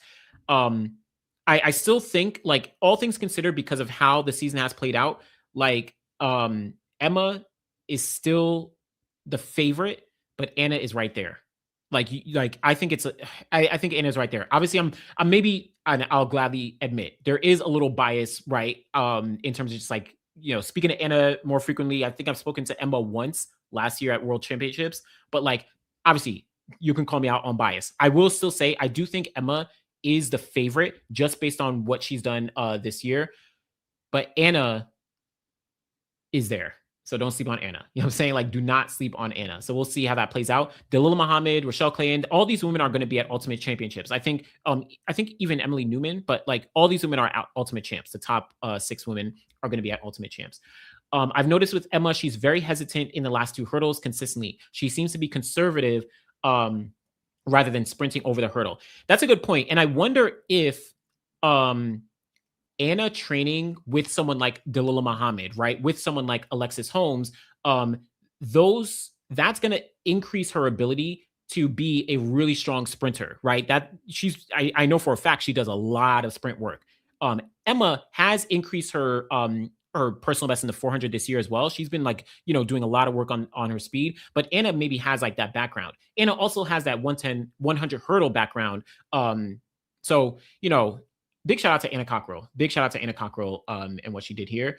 But yeah, let me just slide through a few of the comments. Anna and Emma would have pushed each other to the line. Absolutely, absolutely. We all expected Anna to win more races. Yeah, I think we definitely did. But I also think we couldn't have, not to say we couldn't have predicted, but like Emma just had a massive step up this year. I think it was coming, but maybe not coming to this level. She's run 52 seconds so many times, 52.30. But I like this matchup. I like this head-to-head. Yeah, why were all the women pissed after crossing the line today? Anna, Julien, Masai. I know for a fact Anna was definitely pissed because of the whole, like, Emma has been beating her. People forgot about Anna. Julien was probably pissed at the idea that, like, yo, Melissa has been, well, not even that. I think Julien was pissed in the sense of like, I finally got it right. And it finally worked. Also, Julien didn't get the 10.6, right? It said 10.69 and then it got corrected. Masai was like, I finally did it. Stop telling me about the world record. I did it. You know what I'm saying? So I don't know. Different ideas on why they get pissed. Yeah, I see the conversation about Dambile. But yes, happy that Anna Cockrell was able to deliver. Absolutely. I'm still going with Emma for the win at Ultimates, but big improvement for Anna. I actually agree with you. I still think Emma is the favorite, but Anna is like right there. Anna is right there. I'm still picking Anna, but I'm biased. Hey, I love it. I'm also biased, I'll admit, but I do have to give Emma the edge because of her consistency all throughout the year. And I do think it's impossible to tell if she would have beaten Anna here. I'm not sure, but I think Emma would have been right there with Anna because she was right there with Anna. So, you know what I'm saying? Anderson, do you think this race between Emma and Anna is similar in rivalry to Paulino and Nasser? Nasser won Zurich 400 meter last year, but Paulino wins 95% of the time. Well, maybe. Maybe. The thing is, last year, Nasser ran and beat out Paulino a few times, right? She beat her out at the Grand Slam track meet, right? She beat her out in Zurich. and that was it. It could have been one other time, but I think those are the only two times that Nasser beat out Paulino last year. And then obviously Paulino beat her out at the World Champs. I think this is just a much closer head to head. I just think it was much, much closer head to head between Anna and Emma. I think Paulino, to me, is still, I think because we have more data on Paulino's full career and Nasser's full career, like they've been here on the podiums for so long that it's a little different. But I'd have to think about it. But that's an interesting comparison. And also when you consider last year as well, like, or actually the past 2 years, right? Emma was here and Anna was obviously doing much better. It's just Emma has now stepped up. So I don't know. But that's actually a good kind of thought process, or a good question. Let me see. Anna deserves her flowers, but always thought that she beat Femke because when she realized that Sydney was destroying her in the Paris Olympics, she gave up. She nearly got beat for the bronze. Well, Femke just didn't run her race. She admitted that she tried to run Sydney's race and she fell apart, which gave the opportunity to Anna. But then Anna still ran 51.8, right? Obviously, Femke had run, fast that year as well. She ran 50.9, but like, I hear you. I hear you on that comment though. That I can understand that. Anna finishes well. I still remember how she sped past Femke for the silver in 2024. Yeah, that's what we spoke about. And I know in that race in Paris, Anna had tried out a different race pattern. So that was something that was really good. Let's see. Let me see. Oh, you said, oh, yeah. That's in terms of, I'm skipping the Dambile comments. Dambile reminds me of Lavelle's seasons last year. Yeah, to a degree. Dambile is racing much more frequently, but yeah. Which would be a good boost for an event that kind of dipped after Sydney left. Yeah, man. Oh, my bad. Anna versus Emma could be the new rivalry in the event, which would be a good boost after Sydney and Bull left. Absolutely. I want to see these women under I want to see these women under 52 seconds. You know what I'm saying? I think. But yeah, we'll see. Okay. Let me I know there's so many, let me see. Speaking of Nasser, she looked pretty decent at the last meet, running a 200, right? There's so many Dambile comments. Femke is not in Sydney's orbit. Absolutely. Let me see. Femke could be faster than Nasser in the 400. Maybe. Femke has a lot of talent there for sure. But let me see. Okay. All right. Let me roll through. So, there was a couple others. What were the others I did want to talk about? Shout out to the men's long jump. Tentaglu getting the win. Nothing too crazy, but nothing too crazy. He was able to jump 8:45. Tajay Gale 8:43. Good performances overall. I'm gonna come back to this Dambile conversation with everybody. But big shout out to the men's long jump with Tentaglu, and Wayne Pinnock, and Tajay Gale. Holoden was in it for a moment. I know he jumped this 8:32 in round 4, which shot him up a little bit, but this was a good competition, even though it wasn't like super, super high quality. Yes, big shout out to the men's pole vault. This was actually crazy. There was a moment I was like, is Corrales gonna win? But Corrales with 620, like on his first attempt, all clear, all the way up through 620. This was a big shock. Big shock. Obviously, he had jumped 617. He also jumped 616 the other day in Lausanne or whatever it was. This was a big shock. But then Mondo, he gets out to 625 and it was over. Like it was that was it. There was a moment though, I was like, if Corrales actually beats Mondo, this to me would have been the first legitimate, quote unquote, all due respect to all the other athletes, but like legitimate loss for Mondo in the sense that no one has beaten Mondo by jumping 6 meters since 2019. That was the last time Mondo lost a competition with someone who jumped 6 meters ahead of him. Obviously, this year we saw, who did we see? Oh, I forget. Oh, Curtis Marshall. He beat Mondo in Stockholm, but it was like 5 something. 2 years ago, I think, or not 2023, Mondo lost a few, maybe 1 or 2 competitions. And, he only jumped, but they were like 6'9". I'm sorry, 5'9" or something like that. So this could have been one. Yes, Corrales almost, one of the jumps, I think it was his 3rd attempt. Corrales had a decently good attempt at the world record. Like he had a decently good attempt. So I don't know, but we'll see how that plays out. Again, I'll entertain this Dambile conversation in a second. So that was pole vault. Let me see here. I think. Let me just get this. I just want to make sure I can note this down. So the last thing to highlight. Shout out to the men's 110 hurdles. I don't think this was anything crazy. Yeah, Jason Joseph, Trey Cunningham. Nothing too crazy. We're gonna see some great performances in a few days. On Sunday, women's 200. Big shout out to all these women who competed here, but nothing too crazy. Again, all respect to everyone. But the last one to highlight is just the women's 800 meters. Big shout out to the men's 800 meters as well. Wanyoni with 141, but women's 800 meters. So Audrey Vero getting the win. This was a crazy race. 153.70 for Audrey Vero, personal best, third time under 154 this year. Femke Borders Bowl, 154.71, a new personal best, improves on the record that she just broke in Lausanne last week. And then Georgia Hunter Bell, 155.03, second best performance for her all time.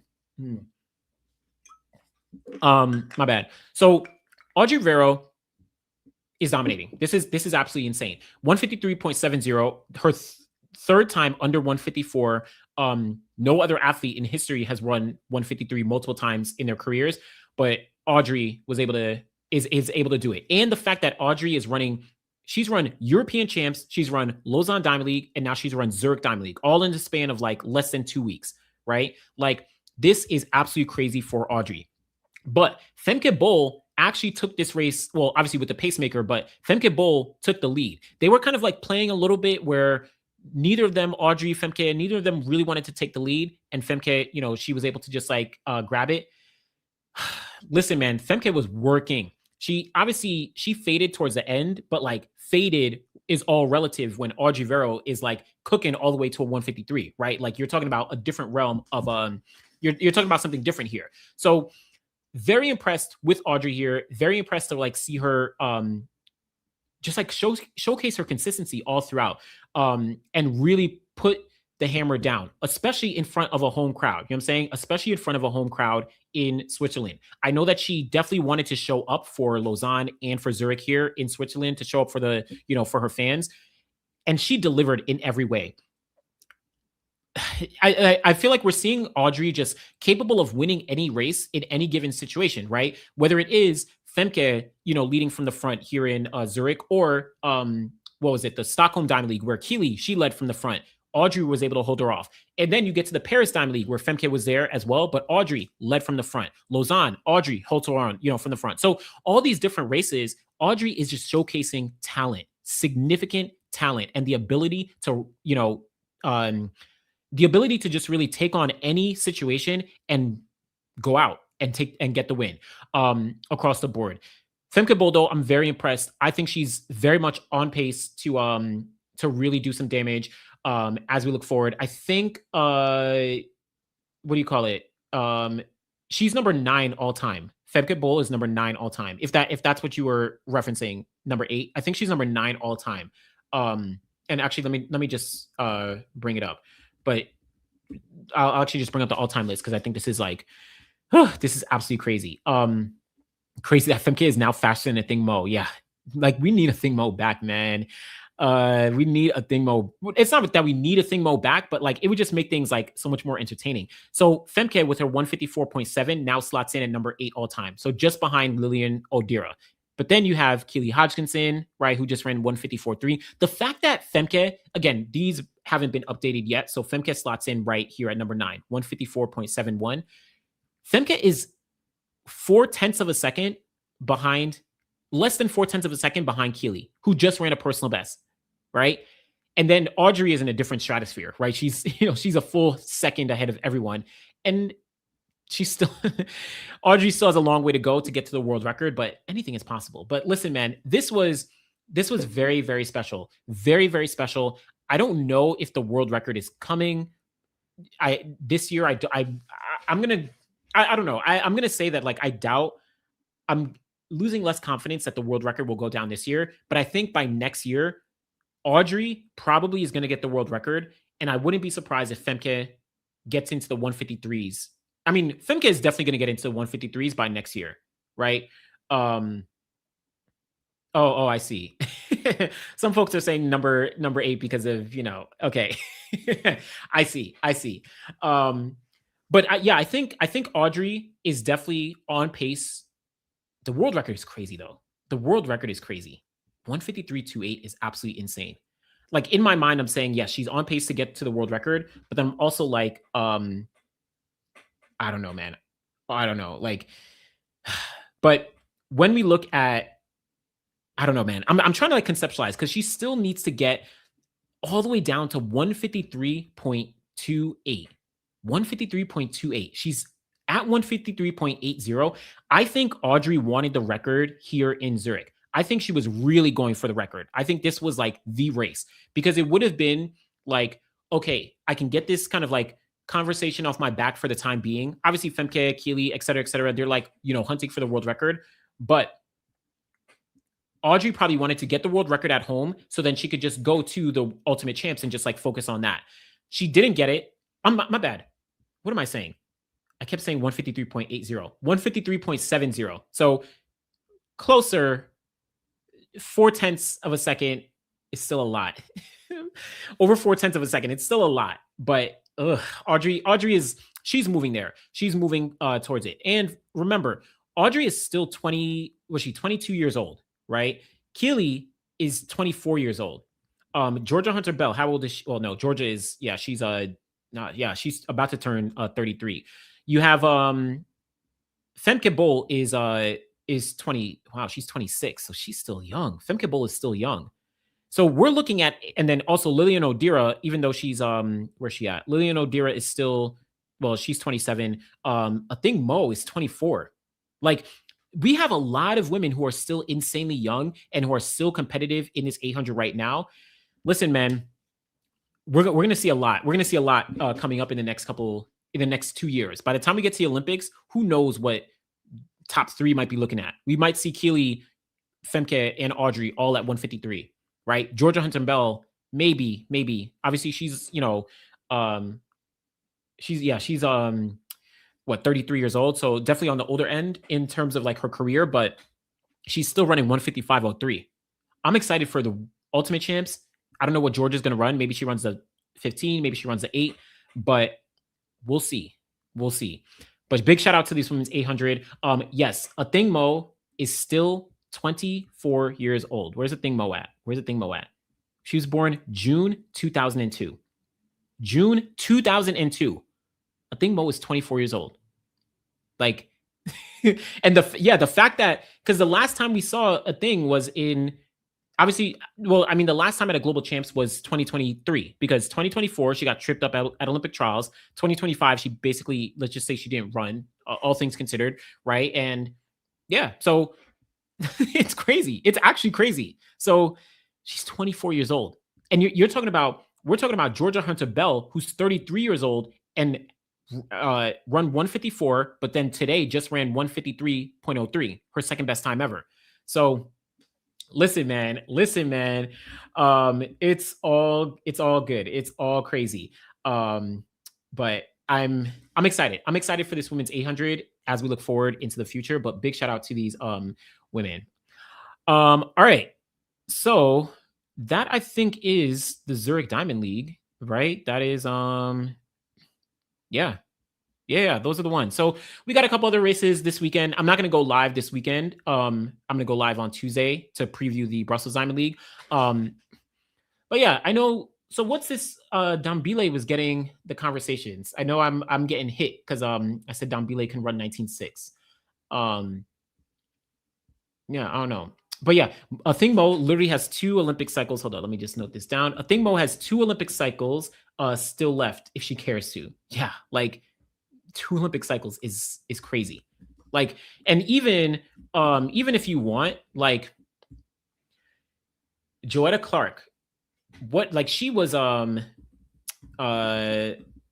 Clark, she ran, I'm just gonna look up, I just want to look up in 1962, Joetta Clark was born 1962, so 2062, my bad, I'm doing some side math. So Joetta Clark, just for context, I'll bring this up on the screen.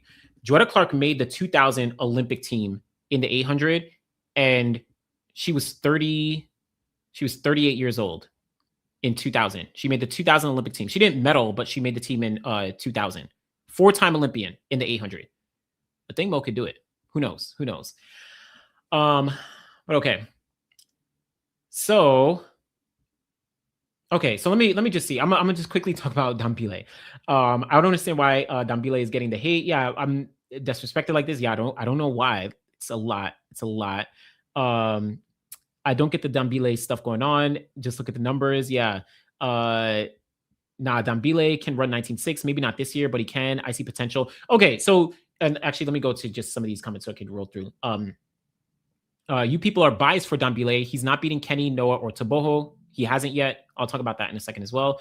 Nobody. Yeah. Okay. So just to be clear, you can rewind this. I clearly was like, Dambile is a solid fourth. No, my order as it stands right now going into Ultimate Champs is Noah, Kenny, Letsile, Dambile. Those are my four in that order. I never said Dambile was going to beat Letsile, Kenny, or Noah, because in every single race that he's run with them, he's lost to them, right? But in every single race that he's run, he's either lost to those guys, but he's beaten out every other person. He's never lost to anyone else. So I think he's a solid fourth. Now, what I was saying at a point was, if Noah doesn't do the double, right, then Dambile can kind of slip in to a conversation. That's what I'm thinking about, right? So yeah, but I don't think Noah. I'm sorry. Even with what I said, even if Noah doubles, let's say Noah doubles in the 100 and 200, and he doesn't do well in the 100, I'm not betting against him in the 200. Like, I'm just not. You know what I'm saying? Like, I'm not. But yeah, so that's what I'll say. And then as it relates to 19.6, yes, I did say I would not be shocked if Dambile runs 19.6 in Budapest. Now, I'm not 100% predicting that he's going to run 19.6, but I think it'd be crazy to say that he isn't capable of it. I think he is capable of it. Now, again, doesn't mean 100% he's going to run 19.6, right? But if he ran 19.69 and ended up getting fourth place, that would not shock me in the least bit. Just like we saw last year with, even though Brian Lavelle, he had run 19.6 in Budapest beforehand, and then he got to Tokyo and ran the 19.6. Letsile ran 19.65 to get the fourth place. You saw Zarno Hughes, he ran 19.7 to get he ran 19.7 to get fifth place at the World Champs, which is crazy. Like, I can imagine a scenario like that where we see Noah Lyles, if everyone is there, Noah Lyles runs 19.4, Kenny B and Letsile run 19.5. Or 19.6, and then Dambile runs 19.69 and ends up with fourth place. That would not shock me in the least bit. Like, you know what I'm saying? Like, that would not shock me. But on top of that, I think long-term, Dambile has disproven the idea that he is not consistent, that he was a flash in the pan. Like, in every single race, he has disproven that stat. Doesn't mean he's going to beat out Noah, Kenny, or Letsile, but listen, Sinisifo Dambile has really stepped up. So, I don't know. That's at least my stance. That's my stance. But also, it can happen where Dambile, he doesn't. He ends up in, 8th place or 7th place in the final, and he runs, 20.1. Anything can happen. But like, I'm just going based on what we've seen this season. Georgia's running the 15 to get 4 golds this year. Oh, interesting. Okay, that to get 4 golds: World Indoors, Commonwealth 800, European 1500, and World Ultimate 1500. Oh, that'd be good. But the 15 is not what you call it. Is not a smooth path either, though she is the favorite for sure. She's on a different level. Dambile can definitely, not bad. Dambile can definitely sneak in and get a medal. He could, if like everything would have to go perfect and the other guys would like not have to be as great. Like if the other guys are like operating on all cylinders, like I can't see him getting a medal. He's a solid fourth. But if Noah doesn't double or if Letsile doesn't double, then like, yeah, of course. Dambile can't run 19.6 with that bend every time. He's raced to Boho with that bend. Every time he's raced to Boho or Kenny, he's always way behind off the curve. Yeah, that's fair. That's fair. I think like the only thing I'm saying is that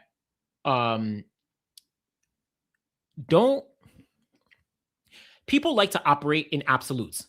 Dambile is not running 19.6, right? Noah will never run a personal best. Kenny will never win a gold medal. Letsile will never do this. This person will never do that. No one will ever beat Melissa Jefferson Wooden, right? Like, it's like, Like people just like to operate in absolutes. And then if something happens, it's like, oh, but this caveat, like all I'm saying is that I would not be surprised if this happens, right? I'm not 100% making a prediction because none of us can make a prediction. That's also why I can't predict these times anymore. Like I can't say like, oh, this athlete is going to run, 10-6 or 10-5 or whatever, because the wind conditions and weather conditions are so variable that it makes it so hard to predict the time. But if you see someone trending in some a certain direction or having some level of consistency, like you can't count them out. You know what I'm saying? It is what it is. It is what it is. But I'm not mad. I'm not mad at like other people. Like everyone's gonna have their different opinions. I think the criticism is about the time. I said that I would not be shocked if Dambile runs 19.6 at the World Ultimate Champs. And I still stand by it. If a 19.69 flashes up on the screen for Dambile, I would not be shocked. Especially if all the other guys are in that race and are healthy. Like I would not be shocked.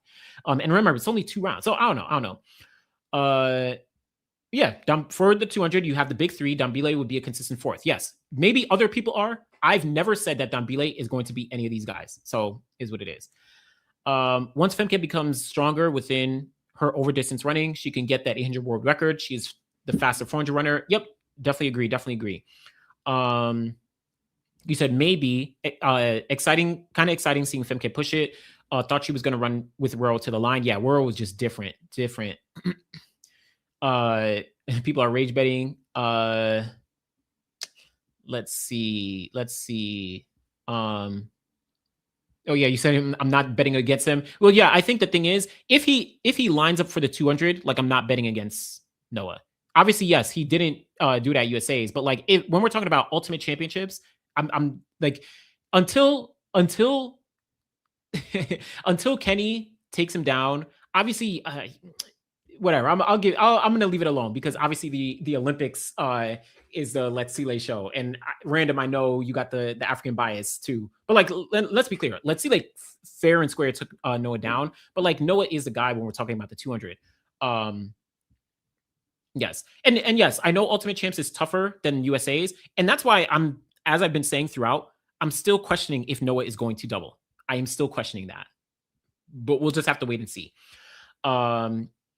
Yeah, this is Dambile's breakout season, for goodness sake. Absolutely. And we can make my bad, hold up.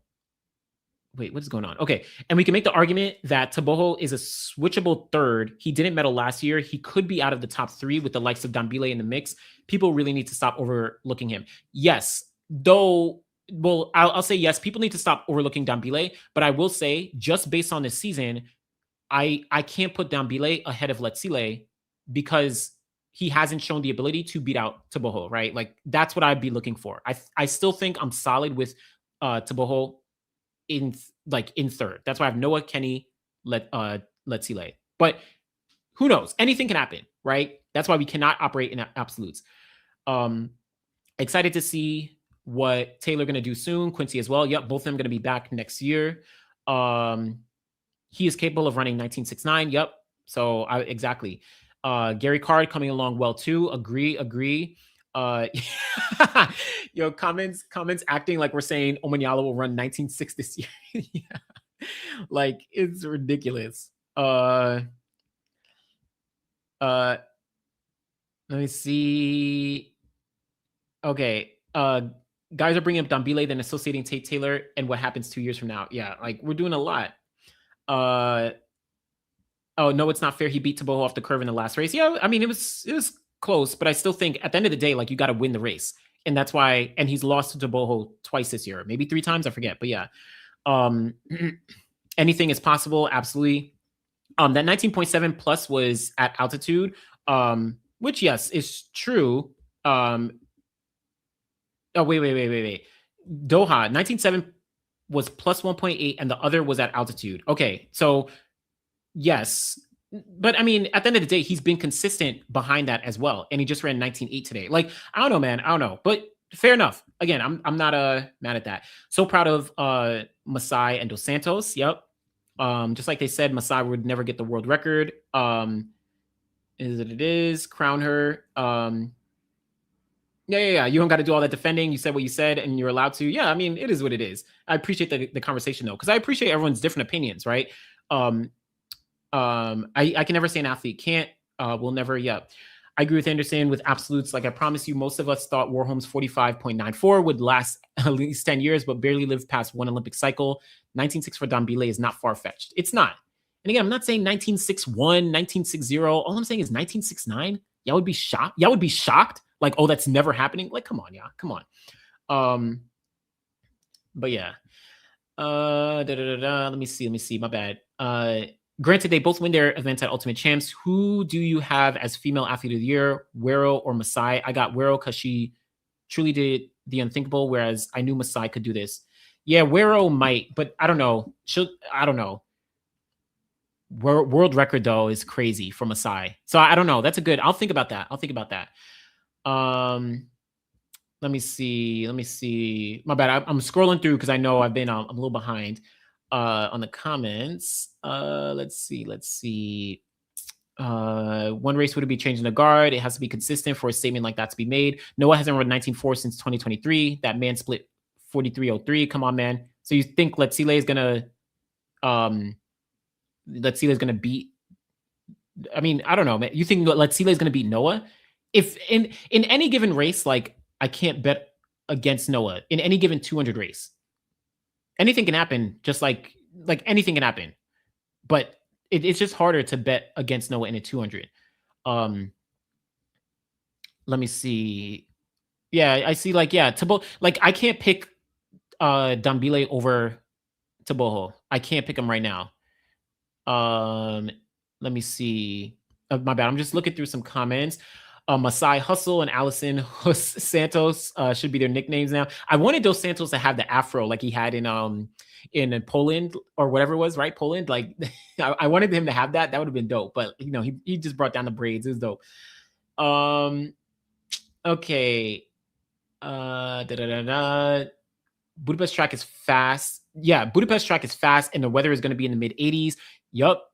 Listen, don't sleep on Budapest. Okay. Can't bet against Noah. Can't bet against the guy when he lost the two biggest 200 of his career. That's fair. I mean, okay, that's fair. I respect it. Again, I respect all the different opinions. Does Sharika have an injury prior to what happened last week? Was she nursing an injury? From my understanding, I didn't hear about an injury, but it is what it is. Yeah, people doubt athletes all the time, and half the time they surprise them. People try to see what sticks, I guess. Yeah, I mean, it's always people will say one thing and then they'll be like, oh no, but this caveat, I don't know. Yeah, it looks like we're seeing a lot more elite athletes go to the Diamond League final this year compared to past years. I think one of the big things is that I think people are trying to capitalize on the financial opportunities, because when we go into the World Championships and the Olympics, those years, they're going to have to be very strategic, because they're just being honest, like athletes' contracts are tied to winning medals at Worlds and Olympics, especially Olympics. So everything has to be tied to that. But when you look at a season like this, where World Ultimate Champs is giving out money, Diamond League is giving out money, get your extra money. You know what I'm saying? Like, get your extra money and then move. So yeah, it is what it is. But yeah. So yeah. Anderson, what's your take on world records being broken on random Diamond League meets? I would prefer to a world record at a major championships. But the thing is, you can't control when a world record is going to be broken, especially at a major championships, because you have all the factors of the rounds, right? An athlete can be in practice and feel like the world record is coming. So do it in a one-off, right? Like, don't wait for a world record at a global championships, because trying to go for a world record in a global championships might jeopardize you of getting a gold medal, right? Just do it. They are probably like, yo, just do it when you feel good. Do it when you feel it at a Diamond League race that's like orchestrated, that's like really kind of like controlled in a sense. And then now Dos Santos, in theory, doesn't have to worry about the world record. He could just focus on winning, the trophy at the Ultimate Champs. I was going to say gold medal. So yeah, it is what it is. But yeah, I wouldn't be surprised if we do see a few more records. I wouldn't be surprised. Yeah, exactly. So this is my point, right? Like, how can you control when a world record is going to happen? Like, you can't, especially when it comes to global championships. Alison Dos Santos was probably in practice the past couple weeks and months and was like, yo, I'm hitting these splits. I'm feeling good. Let me go out there and try to get the world record. Let me just go out there and try in this race, obviously in Zurich, right? And he did it. But you can't predict when a world record is going to happen. Masai Russell is a perfect example of that. All throughout the year, every single race after her first race in whatever it was, Shanghai or in one of those Chinese diamond leagues, it was like world record, world record, world record. Never came. Today, the spotlight was kind of away from Masai, and she finally got it, right? So you can't predict these things. You cannot predict these things. So Wade Van Niekerk literally out in lane 9. No one really predicted him to get the world record, but he got the world record. You know what I'm saying? Dalilah Muhammad, 2019 at the USA Championships. No one was thinking about that world record. She broke the world record. You know what I'm saying? So, you know, it is what it is. He said, what surprised me was when Anderson said people actually go back to change their answers on the polls. Yes, after a race. Yes. Listen, I haven't done polls in a while. I'm going to start doing them again. I'm going to do predictions leading up to World Ultimate Champs. I got y'all. Let's do this. You know what I mean? I'm going to do polls. Sharika wasn't training consistently because of the passing of Stephen Francis. She took it hard. Yeah, that was the main reason. I don't think she had she must have, I don't know. She wasn't training, probably wasn't getting, treatment and all that. So it is what it is.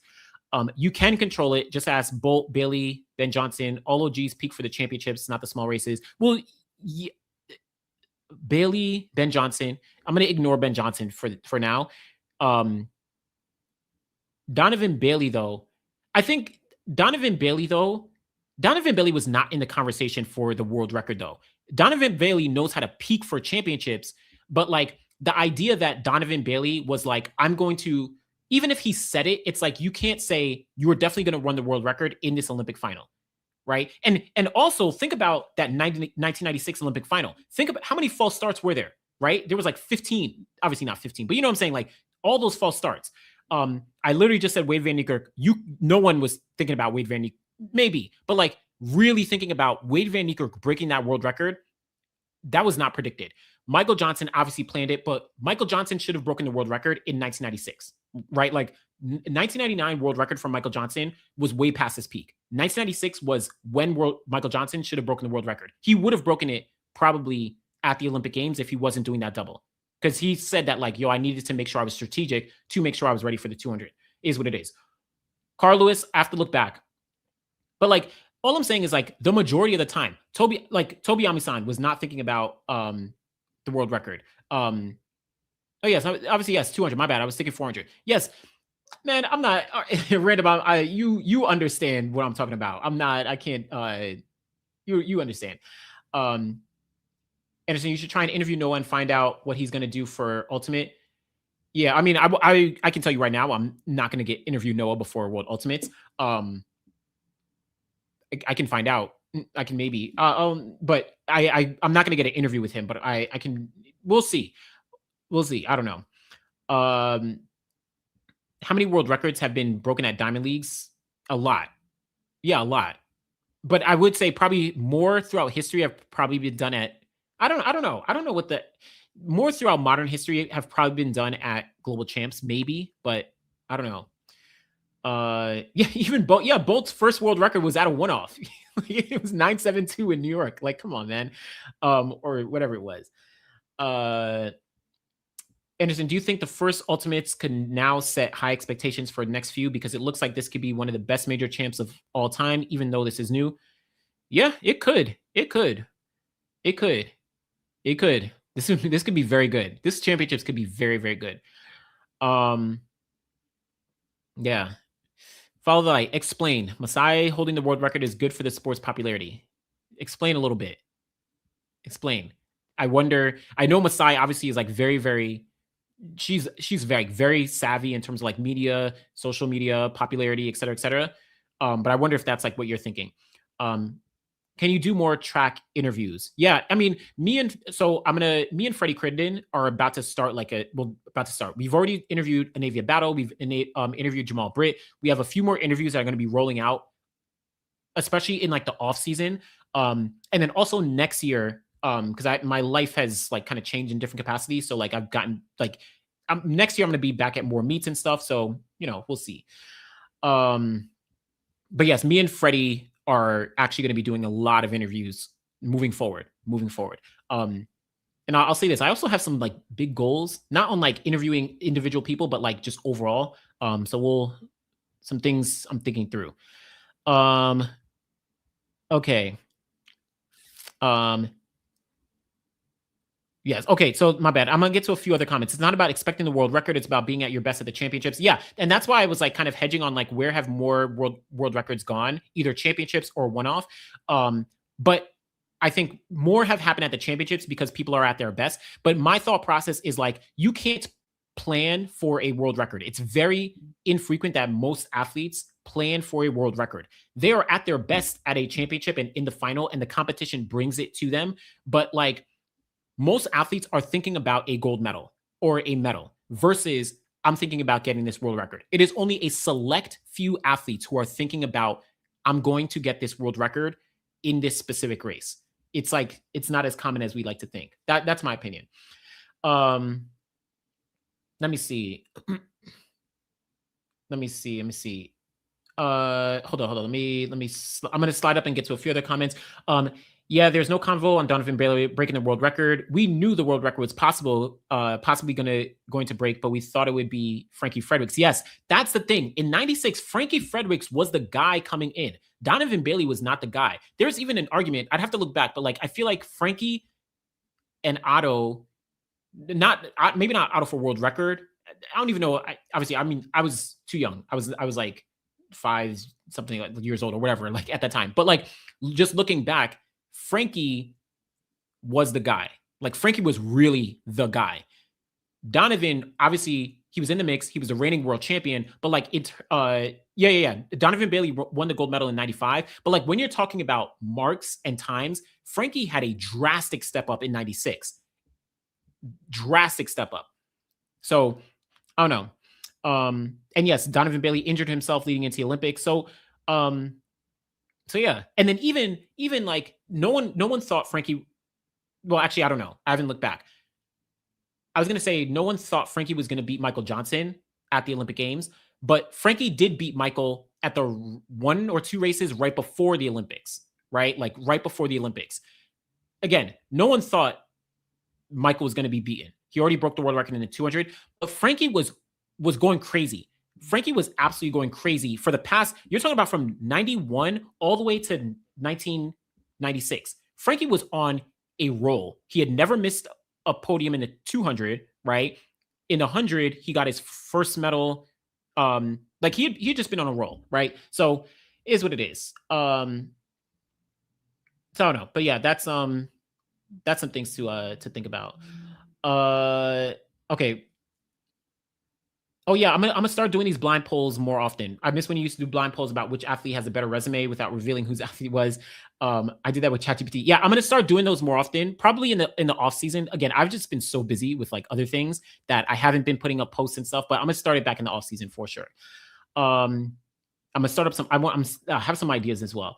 Let me see. Yeah, MJ should have broken the world record in Tokyo, ran 20.01 into a negative 5.1. Do you think World Ultimates will stay long-term like World Champs, or the success of this one will decide that? I think World Ultimates will stay long-term. I just don't know if it will be every 2 years. I'm skeptical on if they'll keep it after the Olympics in 2028 or if they move it to every 4 years. But I do think it will stay. Maybe. It's a lot of money. If you watch the 96 men's 100-meter full buildup, you could see Otto was 4 to 5 seconds from wilding. Yeah, that's hilarious. What happened to Brian Lavelle? I don't know. He's just not been doing well. Oh yeah, just trying to get the exclusives. I wish, man. I wish. Listen, I can hit people up, but like, I don't know if I could pull like a full interview or something like that, or even like a short. Noah's like up there. You know what I mean? Yeah, bring back the polls. I'm gonna bring it back probably off season. Imagine breaking the world record and receiving a gold medal at the Olympics. That must go crazy. Yeah. And a lot of athletes have done it. My bad. I'm scrolling through. Congrats, Anderson, and to Freddie. Yep. We're going to be starting something up because we're going to get more consistent with the interviews. It's tougher for me as just one person to do. And like Freddie is also transitioning after his career. So, yep. Back to world record thing. Thing is, yes, emotionally and atmosphere wise, it's better at majors. It's more memorable, but Like sometimes you just have to go for it. Yep. Oh yeah, in reference to Masai Russell, the media attention she will get being a 100-meter world record holder, 100-meter hurdle world record holder, will be all over the place. At least amongst American media, it's already seeing her world record posts from sports accounts that rarely post track. Yeah, and she's the Olympic gold medalist, so that plays into it as well. So that's a good point. Very good point. All right. My bad. I'm scrolling through because I'm about to close out and I wanted to get to some other comments. Let me see. Let's see. On Ready Set Go, Melissa Jefferson Wooden said her dream 4x1 was Shelly to Elaine to Flojo to her. Mine would be Shelly to Flojo to VCB to Elaine. Mine would probably be Shelly to Flojo to Elaine. I don't know. Maybe Elaine, Evelyn Ash. I want Evelyn Ashford on the anchor somehow. Shelly, Flojo, Elaine, Evelyn Ashford. I want Evelyn Ashford, 1988. I want that anchor leg. Okay. Let me see. My bad. I'm scrolling through. Let me see. I think Frankie beat MJ in Lausanne with a 19.7. Yes, I think Frankie beat MJ in Lausanne with a 19.7. I remember. Well, saw the race. I didn't exist in 96. Yeah. Like, yeah, all these things. I saw these things just back, but I'm pretty sure Frankie beat MJ right before the Olympics. But MJ already broke the world record before then. But no. Frankie didn't run 19.7. Maybe it was windy, but he didn't run 19.7. Because after Frankie's 19.6, his best is like, I think, a 19.8 or something like that.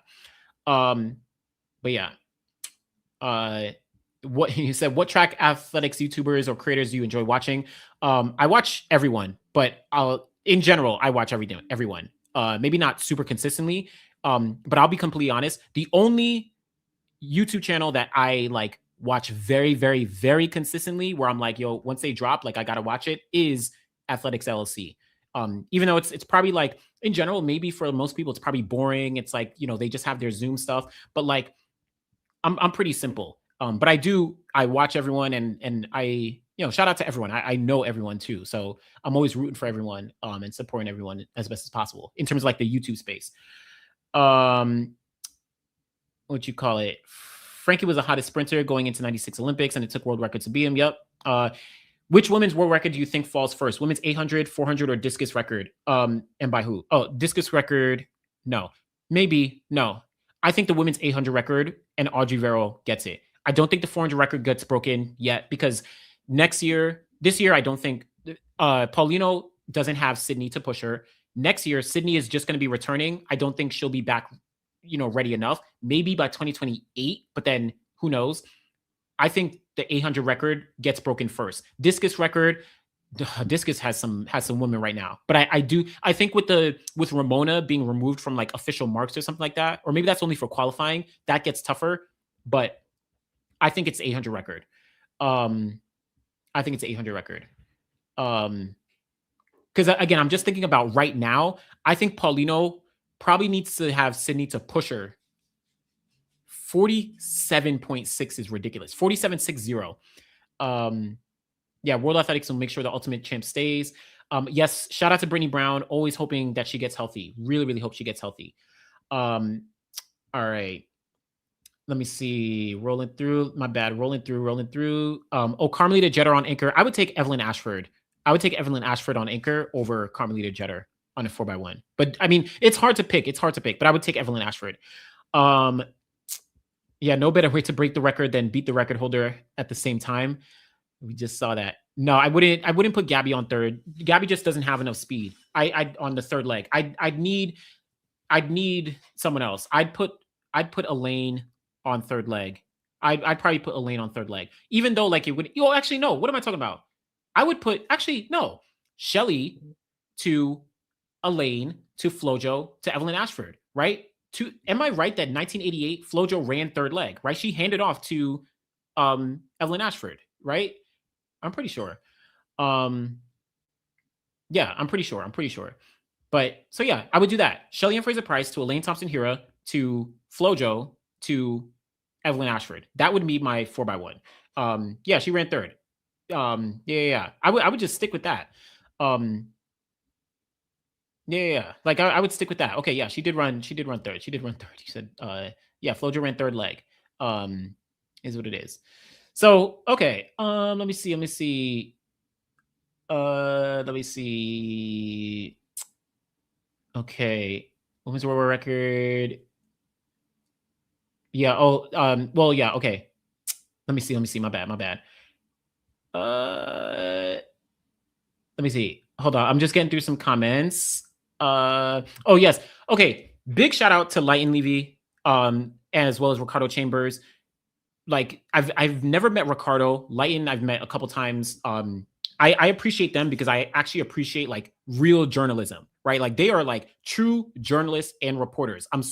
It's bittersweet that Sportsmax closed down last year, but like I appreciate that it gave them the opportunity to start their own channels. Because like even if obviously they are only focused on Jamaican track and field, but like Ricardo Chambers goes in depth. Like he is doing research. Like they are real journalists. So that's why I appreciate Lighten is like expert with the interviews. He is cooking with the interviews. Obviously, again, they are Jamaican, but like I appreciate them. So yeah, big shout out to them.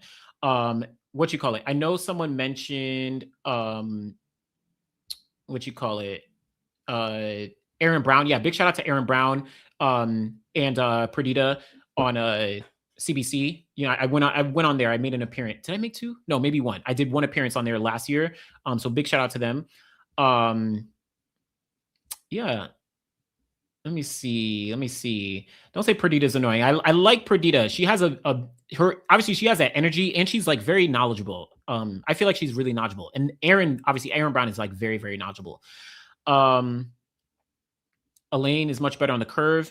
Not mad at I mean, yeah, I'm not mad at that. In my mind, I'm like, okay, Flojo had done the curve in 88 and she's run some crazy curves in the 200s, obviously. But like, I think the only thing is what you call it, Shelly on the first leg, and then Evelyn on anchor. I do feel like Tiana Madison probably has run like Tiana in 2012 and 2016 is crazy. But I think if I'm building like the perfect team and I assume everyone is perfect on all cylinders, I'm taking Shelly. I'm gonna put Shelly. So yeah. But okay. But yeah, I know Flojo's curve is not as great, but I don't know, man. Like Elaine with them handoffs though. Elaine's handoff game is not that great. So that's what I'm trying to also take into consideration. Like, I don't know. That's what I'm taking into consideration. Oh my gosh, I'd even take Bianca Knight over Gabby Thomas. Yeah, I shout out to Gabby, but like, yeah, on the relay, it's I'm not picking. There's so many other people I'd pick. Yeah, and okay, and this is what I'm kind of thinking about with Elaine and Flojo. I feel like I'd want I don't know.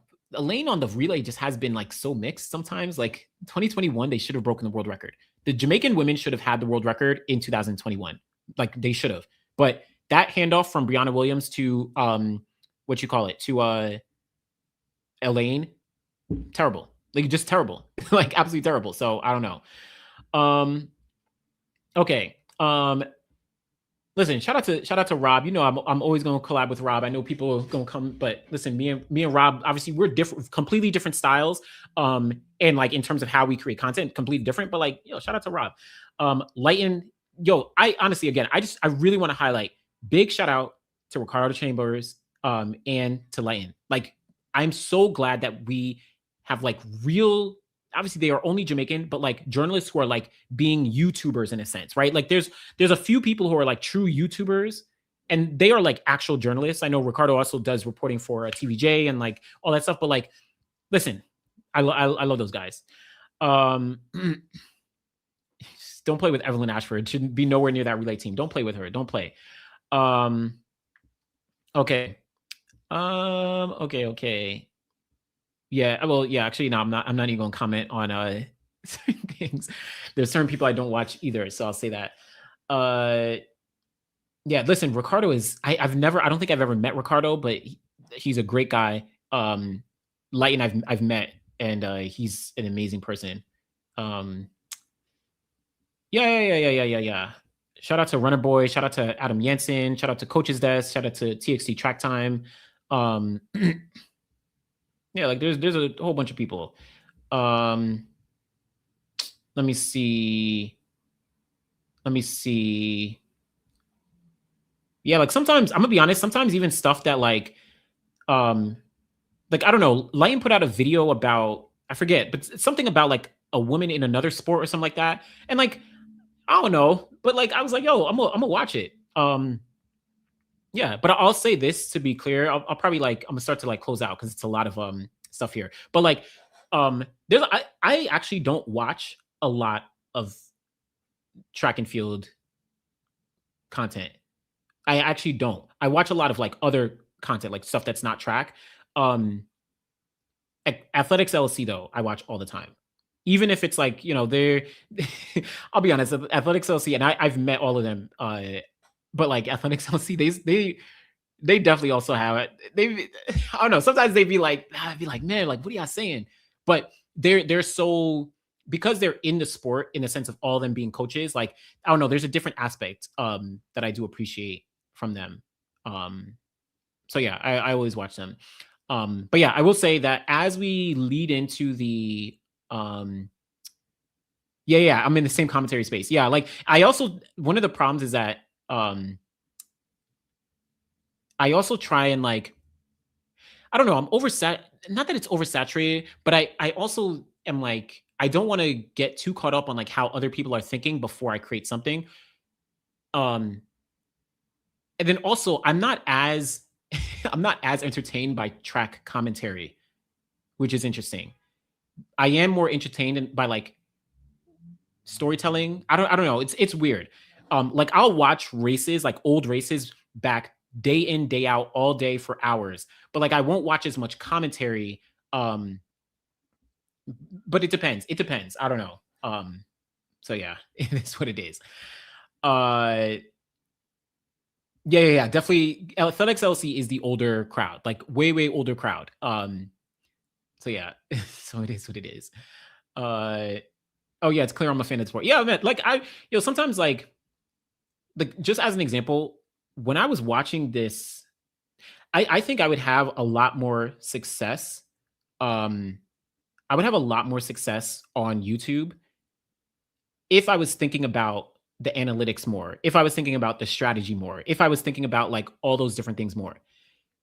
When I was watching Zurich, when I was watching Poland, I was just like, this is crazy. Like I didn't even think about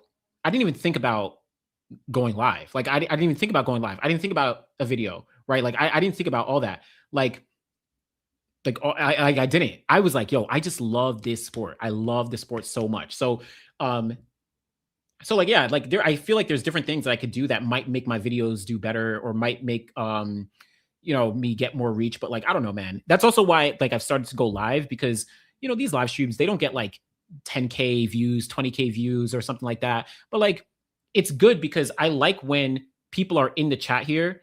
And if so earlier, right, I said Shelly Ann ran 10.63 in whatever it was in Kenya.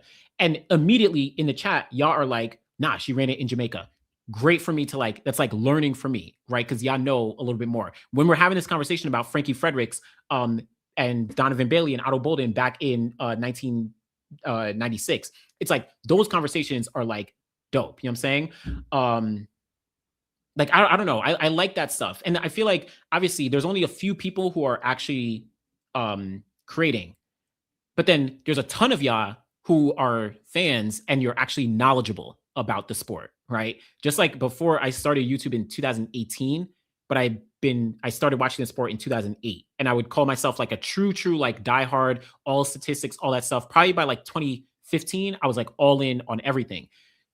I know many of y'all are smarter than a lot of us who create content, like a lot of content. So that's why I appreciate, being able to hear stuff from y'all. And that's why, yeah, I'm like mixed.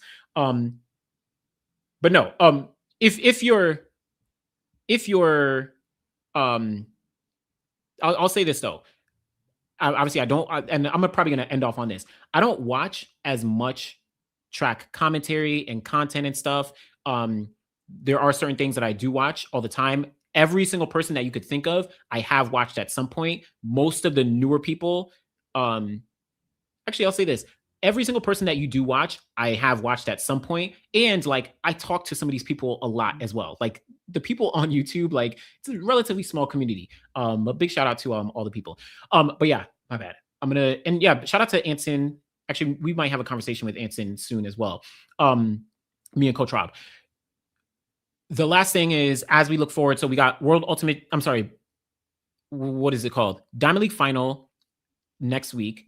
World Ultimate Championships the week after that, and then Athlos is happening in the 2 weeks after that. London Athlos and then New York City Athlos. I'll be at the New York City Athlos, and then that'll be the end of the season. I am going to be doing a lot more of like longer kind of videos and stuff, and like some of these stories and stuff. So a lot of the videos that I've promised, I'm actually working out a system to make sure I can get some of those things going. Because again, I don't want to just like pump out content. That's like, you know, why I pulled out these live streams. And yes, oh well, actually, let me finish. So stay tuned for all that. But yeah, we got a few more things. Big shout out to Dwayne from Sports Tech Talk. Yeah, I need to hit him up. I'd love to like chat with him. I haven't spoken with him, but he was like cooking. And let me say this as well. Obviously, not most of y'all, but some of y'all know that I go to a lot of meets and I interview a lot of athletes. Obviously, I've been doing it with Sidious Mag for the past couple of years, and that's going to, I'm going to jump back into more meets as well. I love to see people get out to meets, right? So when I saw Dwayne, well, I wasn't there, but like Dwayne got out to a whole bunch of Diamond Leagues, right? There's some other people that you'll see. Yeah, there's some other people that you'll see. Even Coach Rob, he's gone to like the Florida meet. He's gone to New York City. But I love that because there's a different aspect. I've gained an appreciation of how I speak about certain athletes by actually speaking with them. Like I've probably said it before, but like speaking with Marcel Jacobs in 2023 for the first time, I was like, yo, this guy is a human. This guy is like struggling with certain things in his life. And it's easy to be tough on them, like behind a screen or like when you're not, seeing what's going on in the background. Obviously, we still got to be critical because we're analyzing races, but it is what it is. Okay. All right. I'm going to head off. I appreciate y'all. We'll be back. I'm not going live until Tuesday next week. There's been mad lives. But yeah, we got Diamond League Final next week. Yeah. All right. Well, appreciate y'all. Yeah, big shout out to Real Talk with T. She's like always. Me and T have been like kind of like at various different meets since 2022 together. So big shout out to T. But yeah, we'll be back next week on Tuesday. Appreciate y'all. And yeah, have a good rest of the week. Appreciate it.